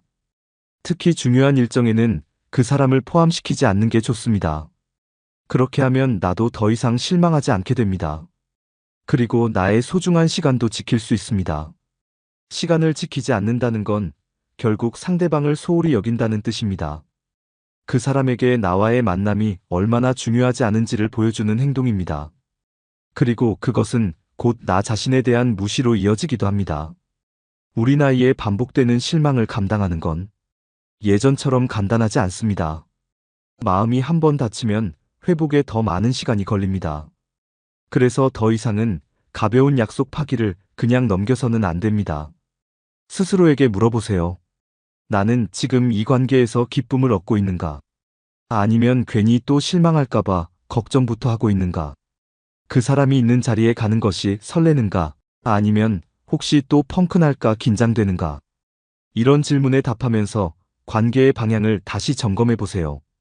가벼운 약속 파기는 마음의 무게도 가볍게 만듭니다. 그리고 결국엔 나도 모르게 그 사람과 거리를 두게 만듭니다. 그걸 억지로 붙잡고 억지로 맞추려 하다 보면 오히려 내 감정만 더 무거워지고 지치게 됩니다. 지금 이 순간부터는 나를 소중하게 여기는 쪽으로 선택하셔야 합니다.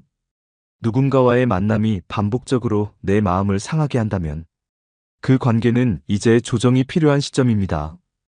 우리는 모두 편안한 관계 안에서 웃고 말하고 나눌 자격이 있습니다. 그 자격을 지키기 위해서라도 약속을 쉽게 여기는 사람과의 관계는 다시 생각해 보셔야 합니다. 이제 마지막으로 오늘 내용을 정리하고 마무리하겠습니다. 지금까지 관계 속에서 반드시 경계해야 할 3가지 행동에 대해 함께 살펴봤습니다. 무시와 무례함이 반복되는 사람, 필요할 때만 연락하는 얄팍한 사람, 그리고 약속을 가볍게 여기는 사람. 이 3가지는 그냥 불편한 정도로 넘길 문제가 아닙니다. 반복되면 반드시 내 마음에 흔적을 남기고 결국은 삶의 질을 떨어뜨리는 독이 됩니다. 관계라는 것은 서로 존중하고 지켜주는 약속 속에서 유지됩니다. 그 기본이 깨지는 순간 그 관계는 다시 생각해 볼 필요가 있습니다. 혹시 지금 떠오르는 사람이 있으신가요? 그 사람과의 관계에서 자주 상처받고 자주 피곤하고 자주 눈치를 보게 된다면 이제는 스스로에게 물어야 할 때입니다. 나는 이 관계를 유지하면서 정말 행복한가? 아니면 그냥 오래됐다는 이유로 버티고 있는 건 아닌가? 우리는 더 이상 아무 관계나 받아줄 나이가 아닙니다. 이제는 나를 아끼는 시간과 에너지를 진짜 필요한 사람에게 써야 할 때입니다. 내가 나를 존중할 때 세상도 나를 존중하기 시작합니다. 관계를 끊는 것은 결코 나쁜 일이 아닙니다. 나를 지키기 위한 선택일 뿐입니다. 중요한 건 끊는 것보다 거리를 조정하는 것입니다. 꼭 잘라내지 않더라도 내 마음이 다치지 않을 만큼의 간격을 유지하면 됩니다. 그렇게 한 걸음 물러서서 보면 그 사람의 진짜 모습이 더 잘 보일 때도 있습니다. 우리에게는 이제 지켜야 할 것들이 많습니다. 건강도 마음도 그리고 하루하루의 소중한 시간도. 이제는 내가 나를 우선순위에 두고 살아야 합니다. 사람에게 너무 지치지 말고 사람에게 휘둘리지도 마세요. 여러분, 오늘 영상 속에서 가장 마음에 남는 부분은 무엇이었나요? 혹시 비슷한 경험이 있으셨다면 댓글로 나눠주세요. 누군가에게는 여러분의 경험이 큰 위로가 될 수 있습니다. 그리고 이 영상이 도움이 되셨다면 좋아요와 구독, 알림 설정도 함께 부탁드립니다. 다음 영상에서는 여러분의 삶을 더 가볍고 따뜻하게 만들어줄 또 다른 이야기를 가지고 다시 찾아뵙겠습니다. 오늘도 나를 위해, 내 감정을 위해 한 걸음 더 따뜻한 선택을 하시길 바랍니다. 감사합니다. 사람을 알아간다는 건 참 어려운 일입니다. 겉으로는 다정하고 예의 바른 사람이었는데 시간이 지나면 전혀 다른 얼굴을 보이기도 합니다. 그렇다고 모든 사람을 오래 지켜볼 수는 없습니다. 특히 사회생활을 하다 보면 짧은 시간 안에 사람을 파악해야 할 때가 많습니다. 그럴 때 제가 자주 쓰는 방법이 하나 있습니다.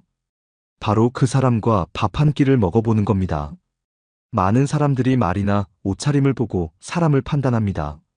하지만 진짜 모습은 밥상에서 드러나는 경우가 많습니다.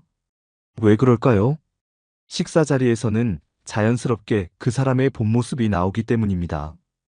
음식이 늦게 나왔을 때의 반응, 식당 직원에게 하는 말투, 같이 앉은 사람을 얼마나 배려하는지, 식사 중 핸드폰을 만지는지, 대화를 하는지, 이 모든 것이 그 사람의 성격과 인성을 보여줍니다. 제가 경험한 바로는 밥 한 끼가 말 천마디보다 진실합니다. 그래서 저는 누군가와 가까워지기 전에 꼭 밥을 한번 먹어봅니다. 이런 경험을 여러 번 하다 보니 식사 자리에서 어떤 행동이 어떤 의미를 가지는지 조금씩 알게 되었습니다. 지금부터 그 이야기를 들려드리겠습니다. 밥상에서 드러나는 6가지 신호를 통해 우리가 어떤 사람과 관계를 맺고 있는지 더 깊이 이해할 수 있습니다. 이 내용은 평소 사람을 만나는 데 있어 기준이 되어줄 수 있을 겁니다. 그리고 앞으로 인간관계를 새롭게 바라보는 계기가 될 수도 있습니다. 지금부터 하나씩 살펴보겠습니다. 첫 번째, 식사 속에서 드러나는 리더십의 태도입니다. 리더십은 거창한 자리가 아니라 아주 일상적인 식사 자리에서도 확인할 수 있습니다. 같이 밥을 먹다 보면 누가 분위기를 이끄는 사람인지 자연스럽게 드러납니다. 누군가는 조용히 따르는 편이고 누군가는 상황을 정리하고 이끌어갑니다. 이때 중요한 건 단순히 말을 많이 하느냐가 아닙니다. 말을 많이 해도 중심을 흐트러뜨리는 사람도 있고 말이 많지 않아도 전체를 편하게 만드는 사람도 있습니다. 메뉴를 정할 때도 리더십이 드러납니다. 다수가 편하게 고를 수 있도록 배려하는 사람이 있는가 하면 자기 입맛대로 고집을 부리는 사람도 있습니다. 음식이 늦게 나왔을 때 당황하지 않고 직원에게 조용히 이야기하는 사람. 그런 사람은 평소에도 위기 상황에서 침착하게 대응할 가능성이 큽니다. 반대로 바로 짜증을 내거나 큰 소리를 내는 사람은 조급한 성향일 수 있습니다. 또한 식사 자리를 조율하는 능력도 중요한 포인트입니다. 누가 누구 옆에 앉으면 좋은지, 누가 말이 적은지 파악하고 자연스럽게 대화를 유도하는 사람이 진짜 리더입니다. 리더십은 목소리 크기에서 나오는 것이 아닙니다. 상대방을 편하게 만들고 분위기를 좋게 만드는 능력이 진짜 리더십입니다. 밥상에서의 행동은 그 사람의 평소 성향을 거의 그대로 보여줍니다. 대화가 단절될 때 조용히 분위기를 살리는 멘트를 던지는 사람도 있습니다. 이런 사람은 직장에서든 모임에서든 분위기 메이커가 될 수 있습니다. 또한 음식이 빠졌을 때 직원에게 예의 바르게 요청할 수 있는 사람. 그런 사람은 스트레스 상황에서도 감정을 조절할 줄 압니다. 반대로 감정이 얼굴에 바로 드러나고 남을 탓하는 사람은 직장에서도 갈등을 자주 겪을 가능성이 있습니다. 식사 자리에서 대화를 독점하는 사람도 있습니다. 자신의 이야기만 하고 남의 말을 끊는 사람은 협업보다 개인 중심적인 성향일 수 있습니다. 그 반대도 있습니다. 다른 사람의 말에 고개를 끄덕이며 잘 들어주는 사람은 상대방의 의견을 존중할 줄 아는 사람입니다. 리더는 항상 앞에 서는 사람이 아닙니다. 뒤에서 조용히 팀을 살피는 사람일 수도 있습니다. 식사 자리에서도 이런 특성이 드러납니다. 누군가가 불편해 보이면 물을 따라준다든지 반찬을 건네주며 말을 거는 모습에서 그 사람의 감수성과 관찰력이 느껴집니다. 또한 계산할 때에도 리더십은 보입니다. 굳이 티내지 않고 자연스럽게 비용을 정리하는 사람이 있습니다. 그런 사람이 조직에서도 신뢰를 얻는 사람입니다. 반면 계산을 피하거나 끝까지 아무 말 없는 사람은 책임을 회피하려는 경향이 있을 수 있습니다. 식사 시간에 말을 돌려가며 모두를 참여시키는 사람도 있습니다. 이런 사람은 모임에서 구성원 간의 균형을 잘 유지하려고 노력합니다. 질문을 던지고 누구 한 사람도 소외되지 않게 하는 행동은 진짜 리더십의 모습입니다. 반대로 특정 사람에게만 말 걸고 일부 사람은 무시하는 경우도 있습니다. 이런 태도는 조직 내에서도 편가르기 문제를 만들 수 있습니다. 식사 시간은 짧지만 말투와 반응, 행동 하나하나가 그 사람의 전체적인 인간관계를 비추는 거울이 됩니다. 어떤 행동을 해야 모두가 편한지를 아는 사람이 결국 좋은 리더로 인정받는다는 것을 알 수 있습니다. 밥상머리에서 드러나는 리더십은 위기 대응력, 감정 조절 능력, 관계 조율 능력 등 다양한 능력과 연결됩니다. 식사 자리에서 한 사람의 태도를 잘 관찰하면 그 사람과 함께할 수 있는 사람인지 판단할 수 있습니다. 그래서 저는 사람을 처음 볼 때 그와 밥을 함께 먹어보기를 권합니다. 말보다 더 많은 것을 배울 수 있는 자리가 바로 밥상머리입니다. 두 번째, 자리를 어떻게 대하느냐에 진심이 보인다. 같은 식탁에 앉아도 누군가는 자리를 소중히 여기고 누군가는 아무렇지 않게 넘깁니다. 식사 자리에서 본인의 자리를 스스로 정리하는 사람은 생활 습관이 잘 잡힌 사람입니다. 반대로 자리를 어지럽히고 아무렇지 않게 두는 사람은 배려가 부족할 수 있습니다. 누가 먼저 앉을지를 배려하는 사람은 인간관계에서도 순서를 중요하게 여깁니다. 자리에서 일어날 때 의자를 조용히 정리하는 사람은 주변을 생각하는 태도가 있습니다. 반면 일어난 뒤 의자를 그대로 두고 가는 사람은 뒷정리에 관심이 없는 경우가 많습니다. 자리를 어떻게 사용하는지에 따라 그 사람의 기본 태도를 읽을 수 있습니다. 남이 치워주기만을 기다리는 사람은 가정에서도 손 놓고 있을 가능성이 큽니다. 식사 자리에서 휴지를 집어들고 깔끔하게 정리하는 사람은 디테일에 강합니다. 자신의 행동이 남에게 어떤 영향을 주는지를 의식하는 태도가 보입니다. 공동 반찬을 먼저 덜어주는 사람은 함께 먹는 문화를 아는 사람입니다. 하지만 자기 앞에 놓인 반찬만 먹는 사람은 주변을 생각하지 않는 경우가 많습니다. 자리를 차지하는 방식도 중요합니다. 먼저 좋은 자리를 고르고 남은 자리는 신경 쓰지 않는 사람도 있습니다. 반대로 불편한 자리를 먼저 고르고 나머지를 양보하는 사람도 있습니다. 이 작은 차이가 관계에서도 그대로 나타납니다. 식사를 시작할 때 누구를 먼저 앉히는지도 눈여겨볼 부분입니다. 어른이나 손님을 먼저 앉히는 태도는 존중의 표현입니다.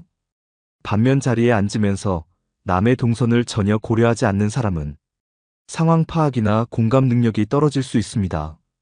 자리 선택에서도 배려심이 묻어납니다. 햇빛이 너무 강하거나 냉방이 강한 자리를 먼저 앉으려는 사람은 자신만을 우선시할 수 있습니다. 그 반면 양보하는 사람은 늘 주변을 먼저 살핍니다. 자리에서 말을 거는 방식도 중요합니다. 서로 가까운 자리에 앉았어도 눈도 마주치지 않고 대화하지 않는다면 그 관계는 깊지 않을 가능성이 높습니다. 자리를 바꾸어 주거나 옮겨줄 수 있는 유연함도 관계에 긍정적인 영향을 줍니다. 자리란 단순한 공간이 아니라 사람의 태도가 스며든 곳입니다. 음식이 놓인 방향에 따라 반찬을 건네주는 행동도 관찰 포인트입니다. 자신 쪽에 있는 반찬만 먹는 사람은 이기적인 면이 있습니다. 반면 건너편 사람을 위해 젓가락을 들어주는 모습은 자연스러운 배려입니다. 식탁 위에 놓인 물을 다른 사람에게 먼저 따라주는 행동에서도 그 사람의 성향을 읽을 수 있습니다. 먼저 손을 내미는 사람은 대인관계에서 적극적인 편입니다. 누군가의 불편함을 눈치채고 자리를 바꾸거나 조정해주는 사람은 정서적인 감수성이 높은 사람입니다. 자리에 앉아있는 동안의 자세도 중요합니다. 편한 자세로 앉으면서도 흐트러지지 않게 유지하는 사람은 자기 관리가 잘 되어 있는 사람입니다. 하지만 다리를 벌리고 앉거나 팔꿈치를 식탁에 올려놓는 습관은 무의식 중에 무례함을 드러낼 수 있습니다. 자리가 좁아도 조용히 정리하며 앉는 사람은 성격이 온화할 수 있습니다. 이런 사람은 공동생활에서 불필요한 충돌을 줄이는 경향이 있습니다. 자리에 앉기 전에 주변을 한번 둘러보는 행동도 중요합니다. 상대의 위치나 상황을 고려하는 태도는 관계에서도 세심한 모습을 보입니다. 자리 배치에 따라 대화가 달라진다는 걸 아는 사람은 자신의 위치를 조정하며 사람 사이의 균형을 맞추려 합니다. 식사가 끝난 후 자리를 정리하며 감사 인사를 하는 것도 인간관계에서 소중한 매너 중 하나입니다. 자리에서 조용히 일어나며 주변을 배려하는 사람은 남을 불편하게 만들지 않으려는 성향이 강합니다. 이런 사람과 함께하는 관계는 편안함을 느낄 수 있습니다. 자리를 대하는 태도는 그 사람의 진심을 가장 잘 보여주는 순간 중 하나입니다. 그래서 저는 식사 자리에서 자리를 어떻게 다루는지를 유심히 봅니다. 한 사람의 습관이 고스란히 보이기 때문입니다. 식사를 단순히 배를 채우는 시간으로만 보지 마십시오. 그 안에는 사람과 사람 사이를 잇는 진심이 숨어 있습니다. 식사 자리에서 편안하게 자리를 나눌 수 있는 사람이 오래도록 곁에 두고 싶은 사람입니다. 세 번째, 말보다 침묵이 더 많은 걸 말해준다. 함께 밥을 먹을 때 말보다 더 강하게 다가오는 게 있습니다. 바로 침묵입니다. 침묵이 편안한 관계는 그만큼 신뢰가 있다는 뜻입니다. 굳이 말을 하지 않아도 어색하지 않은 사이는 깊은 유대가 있다는 증거입니다. 하지만 침묵이 불편하고 눈치를 보게 만든다면 그 관계는 아직 거리감이 있다는 뜻입니다. 식사 중 말이 없다고 해서 모두 무례한 것은 아닙니다. 중요한 건 그 침묵이 편안한 분위기인지 아닌지입니다. 어떤 사람은 말없이 음식만 먹지만 행동 하나하나에 따뜻함이 느껴집니다. 반찬을 건네거나 물을 따라주는 사소한 동작에서 마음이 보입니다. 그 침묵 속에도 배려와 정이 담겨 있습니다. 반대로 눈도 마주치지 않고 자기 할 일만 하는 침묵은 차가움을 느끼게 합니다. 그 침묵은 관심 없음과 거리두기를 의미할 수 있습니다. 식사 시간은 서로의 리듬을 느낄 수 있는 순간입니다. 말이 없어도 상대의 기분을 살피는 감각은 관계에서 매우 중요합니다. 표정 하나, 눈빛 하나에도 많은 의미가 담겨 있기 때문입니다. 침묵 중에도 미소를 건네는 사람은 상대를 편안하게 만드는 재주가 있습니다. 말없이 수저를 챙겨주는 행동은 조용한 배려를 보여줍니다. 이런 행동은 말보다 더 깊게 마음에 남습니다. 소리 없이 국을 덜어주는 사람을 보면 그 사람의 성향을 금방 알 수 있습니다. 자연스럽게 타인을 배려하는 태도는 꾸며서 나올 수 있는 것이 아닙니다. 식사 중 말이 많아야만 좋은 관계라고 할 수는 없습니다. 중요한 건 그 자리에 함께 있는 동안 어떤 감정을 나누었느냐입니다. 침묵 속에서도 공감이 흐르는 관계는 말보다 더 단단한 신뢰를 만듭니다. 가끔은 괜한 말보다 조용히 함께 있는 시간이 더 따뜻할 때가 있습니다. 누군가의 기분이 좋지 않다는 걸 느꼈을 때 괜한 질문보단 조용히 반찬 하나 건네는 손길. 그게 진짜 위로가 되기도 합니다. 식사 중 침묵은 그 사람의 감정 조절 능력을 보여주기도 합니다. 긴장된 상황에서 말없이 웃으며 넘기는 사람은 감정 조절이 뛰어난 사람입니다. 반면 침묵 속에서 얼굴을 찡그리고 불편함을 숨기지 못하는 사람도 있습니다. 그런 행동은 갈등 상황에서 부정적인 반응으로 이어질 수 있습니다. 침묵은 자신을 표현하는 또 하나의 방식입니다. 말로 감정을 표현하지 않더라도 행동과 분위기로 마음을 전하는 사람은 상대방에게 안정감을 줄 수 있습니다. 조용한 식사 자리에서 대화를 끊지 않고 자연스럽게 이어가는 사람도 있습니다. 필요한 순간에 짧은 말 한마디를 더해주는 능력은 굉장히 중요합니다. 그 말은 길지 않아도 상대의 마음을 움직이게 합니다. 침묵이 어색하지 않으려면 기본적인 관계에 안정감이 필요합니다. 함께 있는 시간이 길지 않아도 침묵이 편하다면 좋은 관계입니다. 말이 없을 때 드러나는 자세나 눈빛, 그리고 표정은 그 사람의 속마음을 보여줍니다. 침묵 중에 눈을 맞추며 미소 짓는 사람은 공감 능력이 있는 사람입니다. 반대로 눈을 피하고 고개를 숙인 채 밥만 먹는 사람은 관계에 관심이 적을 수 있습니다. 밥상머리에서 서로 말없이도 물을 건네는 순간 신뢰는 깊어집니다. 말보다 더 강한 언어가 존재한다는 걸 식사 자리에서 느낄 수 있습니다. 조용히 물컵을 채워주는 행동 하나, 휴지를 건네는 손길 하나가 그 사람의 마음을 그대로 보여줍니다. 침묵은 때로 상대의 말을 기다리는 배려이기도 합니다. 말이 없는 순간에도 귀 기울이는 태도는 무시할 수 없는 매력입니다. 말로 가득 찬 식사보다 말 없는 여유가 있는 식사는 훨씬 깊은 관계를 만듭니다. 그래서 밥을 함께 먹을 때 침묵의 분위기를 잘 느껴보는 게 중요합니다. 그 분위기에서 진짜 관계의 상태를 알 수 있기 때문입니다. 불편한 침묵을 자주 만드는 사람과는 관계를 조심스럽게 바라봐야 합니다. 반대로 말없이도 편한 사람과는 자연스럽게 가까워질 수 있습니다. 말을 아끼고 행동으로 마음을 보여주는 사람은 언제나 신뢰받는 사람으로 남게 됩니다. 식사 자리에서 조용히 흘러가는 그 몇 분이 관계의 진짜 깊이를 알려줍니다. 네 번째, 음식을 대하는 태도에서 인생 태도가 보인다. 식사 자리에서는 음식 하나로도 사람의 태도를 알 수 있습니다. 어떤 사람은 음식을 정성스럽게 대하고 어떤 사람은 아무렇게나 대합니다. 이 작은 차이가 그 사람의 인생을 바라보는 방식과 맞닿아 있습니다. 밥을 먹기 전 감사 인사를 자연스럽게 하는 사람은 관계에서도 진심을 담습니다. 반면 아무 말 없이 수저를 드는 사람은 표현에 익숙하지 않을 수 있습니다. 누군가는 반찬 하나를 먹으며 정성을 느끼고 칭찬합니다. 이런 사람은 작은 일에도 감사를 느낄 줄 아는 사람입니다. 반대로 음식이 조금 짜거나 차가우면 바로 불평하는 사람도 있습니다. 그런 사람은 인생의 만족 기준이 높고 쉽게 실망하는 경향이 있습니다. 음식을 먹는 태도는 삶의 속도와 태도를 보여줍니다. 정성스럽게 음식을 음미하며 먹는 사람은 여유로운 성향입니다. 급하게 먹고 금세 자리를 정리하는 사람은 조급함이 강할 수 있습니다. 반찬이 부족해도 조용히 먹는 사람은 인내심이 강한 사람입니다. 하지만 바로 불편함을 표현하거나 남 탓을 하는 사람은 갈등을 쉽게 드러냅니다. 음식을 나눠 먹는 태도에서도 배려심이 드러납니다. 같은 반찬을 두고도 나눠주는 사람이 있는가 하면 자기 몫만 챙기는 사람도 있습니다. 국을 뜨며 먼저 덜어주는 사람은 타인을 먼저 생각하는 습관이 있는 사람입니다. 음식 취향이 다를 때도 태도 차이가 분명합니다. 다른 사람의 입맛을 존중하는 사람은 융통성이 있습니다. 자신의 입맛만 주장하며 메뉴를 바꾸려는 사람은 자기중심적일 수 있습니다. 음식을 흘리고도 모른 척하는 사람은 세심함이 부족합니다. 반대로 조용히 닫고 정리하는 사람은 타인을 배려할 줄 아는 사람입니다. 식사가 끝나고 접시를 모으거나 치우는 행동도 중요합니다. 스스로 정리하려는 태도는 책임감을 보여줍니다. 반면 그냥 자리를 뜨는 사람은 관계에서도 남에게 의존하는 경향이 있습니다.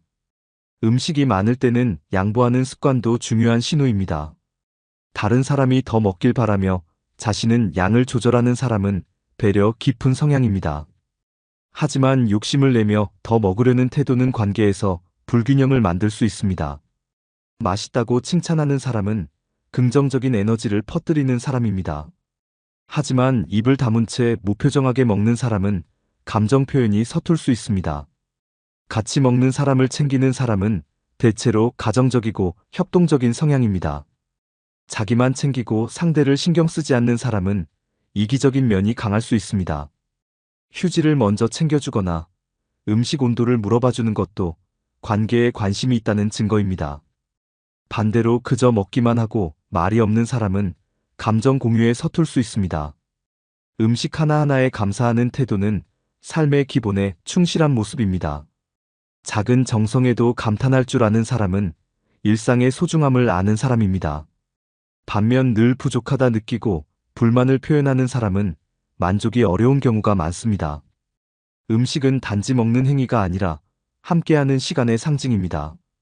그 시간 동안 얼마나 진심을 담느냐에 따라 관계의 질이 달라집니다. 식사 중 누군가를 위해 앞접시를 챙기는 모습은 정서적 성숙함을 나타냅니다. 이런 행동은 말보다 더 깊은 감동을 줄 수 있습니다. 입맛이 맞지 않아도 웃으며 넘기는 사람은 융통성이 있는 사람입니다. 작은 취향의 차이도 문제 삼는 사람은 갈등을 쉽게 일으킬 수 있습니다. 음식에 대한 태도는 결국 관계에 대한 태도입니다. 어떤 상황에서도 따뜻한 마음을 잃지 않는 사람이 진정한 관계를 만들어갑니다.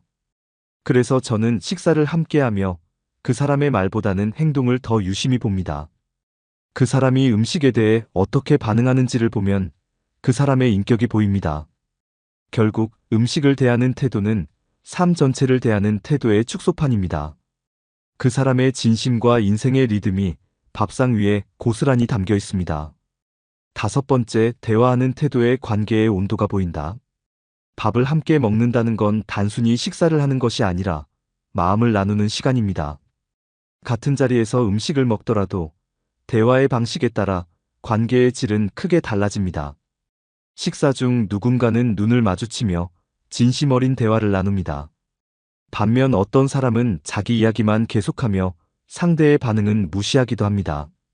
이런 차이 속에서 관계의 중심이 누구에게 있는지 알 수 있습니다.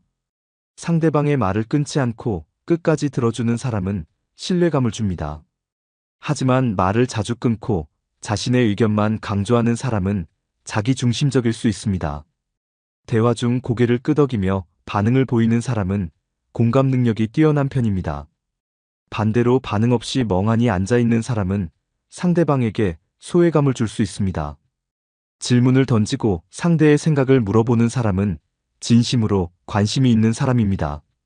하지만 일방적으로 이야기만 하는 사람은 상대를 정보수단으로만 여길 수 있습니다. 밥을 먹으며 핸드폰을 자주 보는 사람은 대화보다 자기 일에 더 집중하는 사람입니다. 반면 식사 중에는 핸드폰을 잠시 내려두고 대화에 집중하는 사람은 예의가 바른 사람입니다. 대화를 이끌기보다 상대의 흐름을 따라주는 사람은 관계에 유연한 태도를 가졌다고 볼 수 있습니다. 식사 중 서로 웃으며 이야기하는 사람과 웃음 없이 건조하게 말하는 사람의 차이는 큽니다. 대화에 따뜻한 감정을 담는 사람은 자연스럽게 주변 사람들과 가까워집니다. 특히 식사 중 대화에서 타인의 이야기를 자주 언급하는 사람은 사회적 감각이 있고 다른 사람을 배려하는 성향이 있습니다. 반대로 자신의 이야기와 성취만 강조하는 사람은 자기 과시에 가까울 수 있습니다. 상대방의 말을 되묻는 태도는 그만큼 관심이 있다는 뜻입니다. 하지만 한 번 듣고 흘리는 태도는 대화를 소모적인 행위로 만든다는 신호입니다. 말을 줄이더라도 눈빛이나 표정으로 반응하는 사람은 감정 교류에 적극적인 편입니다.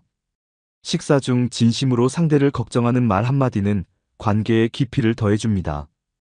예를 들어 오늘 많이 피곤해 보이시네요. 같은 말은 관심의 표현입니다. 그런 말을 듣는 사람은 무심코 마음을 열게 됩니다. 밥을 먹으며 남을 평가하거나 비교하는 말은 피하는 것이 좋습니다. 그런 대화는 상대를 위축시키고 관계의 거리를 멀게 만듭니다. 반대로 격려와 칭찬이 담긴 대화는 식사 시간을 더 따뜻하게 만듭니다. 같이 밥을 먹으며 불편한 주제를 꺼내지 않는 사람은 분위기를 잘 읽는 사람입니다. 하지만 민감한 이야기를 꺼내 분위기를 가라앉히는 사람도 있습니다. 이런 차이가 대화의 센스, 그리고 배려의 깊이를 결정합니다. 대화 중 자주 웃음을 주는 사람은 긍정적인 관계를 만들어갑니다. 그 사람과 식사하면 기분이 좋아졌던 경험은 누구나 있을 것입니다. 이처럼 대화는 단지 정보를 주고받는 것을 넘어서 감정을 나누고 공감을 쌓는 시간입니다. 식사 자리에서 상호작용이 자연스럽고 편안한 사람은 대체로 인간관계에서도 안정적입니다. 반면 불필요한 농담이나 남의 이야기를 끌어오는 사람은 관계를 복잡하게 만들 위험이 있습니다. 대화의 주제를 적절히 선택할 수 있는 능력도 중요합니다. 음식 이야기, 일상 이야기처럼 가벼운 주제를 나누는 사람이 식사 시간의 분위기를 좋게 이끌 수 있습니다. 밥을 먹으며 상대의 반응을 살피지 않고 말만 이어가는 사람은 상대의 피로도를 생각하지 않는 사람일 수 있습니다. 관계는 결국 말이 오가는 방식에서 많은 힌트를 줍니다. 식사 자리에서의 대화 방식은 그 사람의 생활 방식과 연결됩니다. 따뜻한 대화가 오가는 식사는 관계의 온도를 높여줍니다. 밥상머리에서 어떤 대화를 나누느냐에 따라 그 사람과의 거리도 정해집니다. 좋은 관계는 말보다 말의 태도에서 시작됩니다. 그래서 저는 밥을 먹으면서 그 사람이 어떤 이야기를, 어떤 방식으로 하는지를 유심히 봅니다. 그 짧은 대화 안에 마음의 깊이와 관계의 진심이 담겨 있기 때문입니다. 결국 대화의 온도는 그 사람이 사람을 얼마나 소중히 여기는지를 보여주는 지표입니다. 여섯 번째, 식사 속도와 자세도 성격을 말해준다. 같이 밥을 먹다 보면 속도와 자세만으로도 많은 것을 느낄 수 있습니다. 누군가는 천천히 음식을 음미하며 먹고, 누군가는 빠르게 먹고 자리를 정리합니다. 이 식사 속도는 단지 식습관이 아니라 그 사람의 생활 리듬과 성격을 드러냅니다. 천천히 먹는 사람은 대체로 여유로운 성향이며 삶을 차분하게 바라보는 경향이 있습니다. 반면 급하게 먹는 사람은 바쁘고 조급한 삶을 살아왔을 가능성이 높습니다. 자세 역시 마찬가지입니다. 허리를 곧게 세우고 조용히 먹는 사람은 스스로를 잘 관리하는 성향이 강합니다. 하지만 몸을 뒤로 젖히거나 팔을 식탁에 올리는 사람은 긴장감이 덜하거나 예의에 덜 민감할 수 있습니다. 말없이 음식을 꾸역꾸역 먹는 사람은 감정 표현에 서툰 경우가 많습니다. 반대로 식사 중에도 밝은 표정으로 말하며 천천히 먹는 사람은 관계에 능숙한 사람입니다. 식사 속도는 그 사람의 감정 상태를 그대로 보여주는 거울이 되기도 합니다. 불안하거나 긴장된 사람은 음식을 빨리 넘기거나 양을 조절하지 못하는 경우가 많습니다. 편안한 사람은 음식 앞에서도 여유를 잃지 않고 상대와 속도를 맞추려 합니다. 속도를 맞춘다는 것은 단순히 먹는 속도가 아니라 함께하는 시간의 균형을 생각한다는 의미입니다. 급하게 먹고 먼저 일어나는 사람은 관계에서도 자기중심적인 태도를 가질 수 있습니다. 반대로 느긋하게 기다려주는 사람은 타인을 존중할 줄 아는 성향입니다. 식사 중 젓가락을 바르게 사용하는지 반찬을 조심스럽게 집는지도 중요한 신호입니다. 음식을 아무렇게나 집고 국물을 흘리는 사람은 세심함이 부족한 경우가 많습니다. 자세가 흐트러지면 상대방은 불편함을 느끼게 됩니다. 특히 식사 중 다리를 떨거나 의자에 비스듬히 앉는 행동은 상대에게 신경 쓰지 않는 모습입니다. 음식이 입에 가득 찬 상태로 말을 하는 사람은 공감 능력이 낮을 수 있습니다. 식사 자세는 함께하는 사람에 대한 배려를 보여주는 중요한 요소입니다. 조용히 반찬을 건네고 음식을 조심스럽게 덜어주는 모습은 관계를 소중히 여긴다는 뜻입니다. 반면 큰 소리로 먹거나 젓가락질이 난폭한 사람은 주변을 배려하지 않을 가능성이 있습니다. 식사 중 자리를 떠나는 행동도 성격을 반영합니다. 자주 일어났다 앉거나 자리를 빨리 떠나는 사람은 안정감이 부족한 경우가 많습니다. 반면 식사 후에도 자리에 남아 여운을 즐기는 사람은 감정 조절이 잘 되는 사람입니다. 식사 속도가 빠른 사람은 결정도 빠른 경우가 많지만 깊이 있는 관계에서는 피로감을 줄 수 있습니다. 천천히 식사하며 대화에 집중하는 사람은 신중하고 상대방에게 신뢰를 주는 경우가 많습니다. 음식을 먹는 방식에서도 성격이 드러납니다. 가장 좋아하는 반찬을 먼저 먹는 사람은 감정을 솔직하게 표현하는 사람입니다. 좋아하는 음식을 나중에 아껴두는 사람은 계획적이고 절제력 있는 성향입니다. 또한 음식이 입에 맞지 않아도 끝까지 먹으려는 사람은 인내심이 강합니다. 반대로 입맛에 맞지 않으면 금세 남기거나 음식을 바꾸려는 사람은 환경에 민감한 성향이 있습니다. 식사를 즐기는 자세는 삶을 즐기는 태도와 이어집니다. 좋은 식사 태도는 결국 상대방에게도 편안함을 전해줍니다. 자신만의 속도에만 집중하지 않고 함께 먹는 사람의 페이스를 존중하는 태도는 깊은 배려입니다. 이런 행동은 가족이나 친구, 동료와의 관계에서도 같은 방식으로 드러납니다. 식사 속도는 그 사람의 인내심을 보여주는 잣대가 되기도 합니다. 쉽게 흥분하지 않고 일정한 속도로 천천히 식사하는 사람은 위기 상황에도 흔들림이 적습니다. 그와 반대로 급하게 먹고 자주 말이 끊기는 사람은 상황 판단보다 반응에 치중할 가능성이 있습니다. 같은 식사 자리에서도 그 사람의 자세, 속도, 표정, 대화 방식이 모두 연결되어 있습니다. 따라서 밥을 먹을 때 단순히 식사만 하는 것이 아니라 상대의 성격을 느낄 수 있는 시간이 됩니다. 그래서 저는 처음 만나는 사람과의 식사 자리에서 자세히 관찰하려고 합니다. 그 사람이 어떤 리듬으로 사는 사람인지, 나와 잘 맞을 수 있는 사람인지 바로 느껴지는 순간이 있기 때문입니다. 결국 식사 속도와 자세도 관계의 방향을 알려주는 신호입니다. 지금까지 밥상머리에서 자연스럽게 드러나는 6가지 신호를 살펴봤습니다. 리더십, 자리 배려, 침묵의 분위기, 음식에 대한 태도, 대화하는 방식, 식사 속도와 자세까지. 모두 일상적인 식사에서 쉽게 지나칠 수 있는 것들이지만 그 속에는 우리가 함께 살아가는데 꼭 필요한 관계의 본질이 담겨 있습니다. 사람은 누구나 사회적인 가면을 씁니다.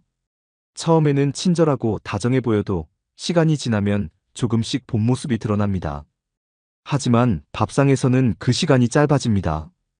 음식을 대하는 모습, 말투, 속도, 표정 하나하나에서 그 사람이 가진 진심과 본성이 자연스럽게 드러나기 때문입니다. 한 끼의 식사는 짧지만 그 안에는 그 사람의 수십 년 인생이 녹아 있습니다. 그래서 저는 지금도 누군가를 만나면 먼저 밥을 먹자고 제안합니다. 말보다 먼저 밥을 함께 나눠보면 그 사람이 어떤 사람인지 더 깊이 알 수 있기 때문입니다. 함께 밥을 먹으며 편안함을 느낄 수 있는 관계는 오래갑니다. 반대로 한 끼가 불편하게 느껴진다면 그 관계는 다시 돌아보아야 할지도 모릅니다. 밥을 먹는다는 건 단순한 식사 행위가 아닙니다. 그 사람과 한자리에 앉아 마음을 나누고 일상의 온도를 나누는 시간입니다. 관계는 말이 아닌 태도에서 시작됩니다. 특히 밥상머리에서는 그 태도가 가장 솔직하게 드러납니다. 이제 여러분도 누군가를 알고 싶다면 먼저 밥을 함께 해보세요. 말보다 빠르게, 행동보다 정직하게, 진심이 드러나는 시간이 될 수 있습니다. 그리고 그 밥 한 끼 속에서 느낀 인상은 시간이 지나도 쉽게 바뀌지 않습니다. 오늘 영상을 통해 여러분의 인간관계를 돌아보는 계기가 되셨기를 바랍니다. 혹시 최근 누군가와 함께한 식사 자리에서 그 사람의 진심이 느껴졌던 경험이 있으신가요? 또는 밥 한 끼로 사람에 대한 인상이 완전히 달라졌던 적은 없으셨나요? 여러분의 이야기를 댓글로 함께 나눠주세요. 진심 어린 경험이 더 많은 분들에게 도움이 될 수 있습니다.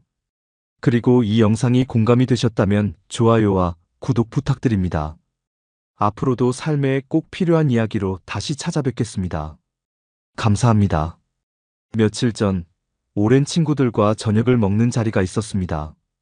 분위기는 무척 좋았고 오랜만에 웃음소리가 끊이지 않았습니다. 음식도 맛있었고 대화도 편안했습니다.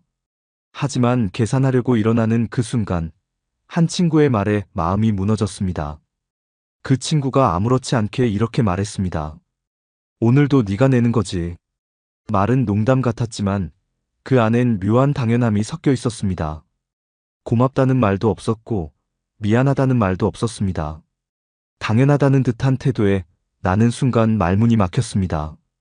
그날 이후 밥값을 계산하는 일이 다시는 예전 같지 않았습니다.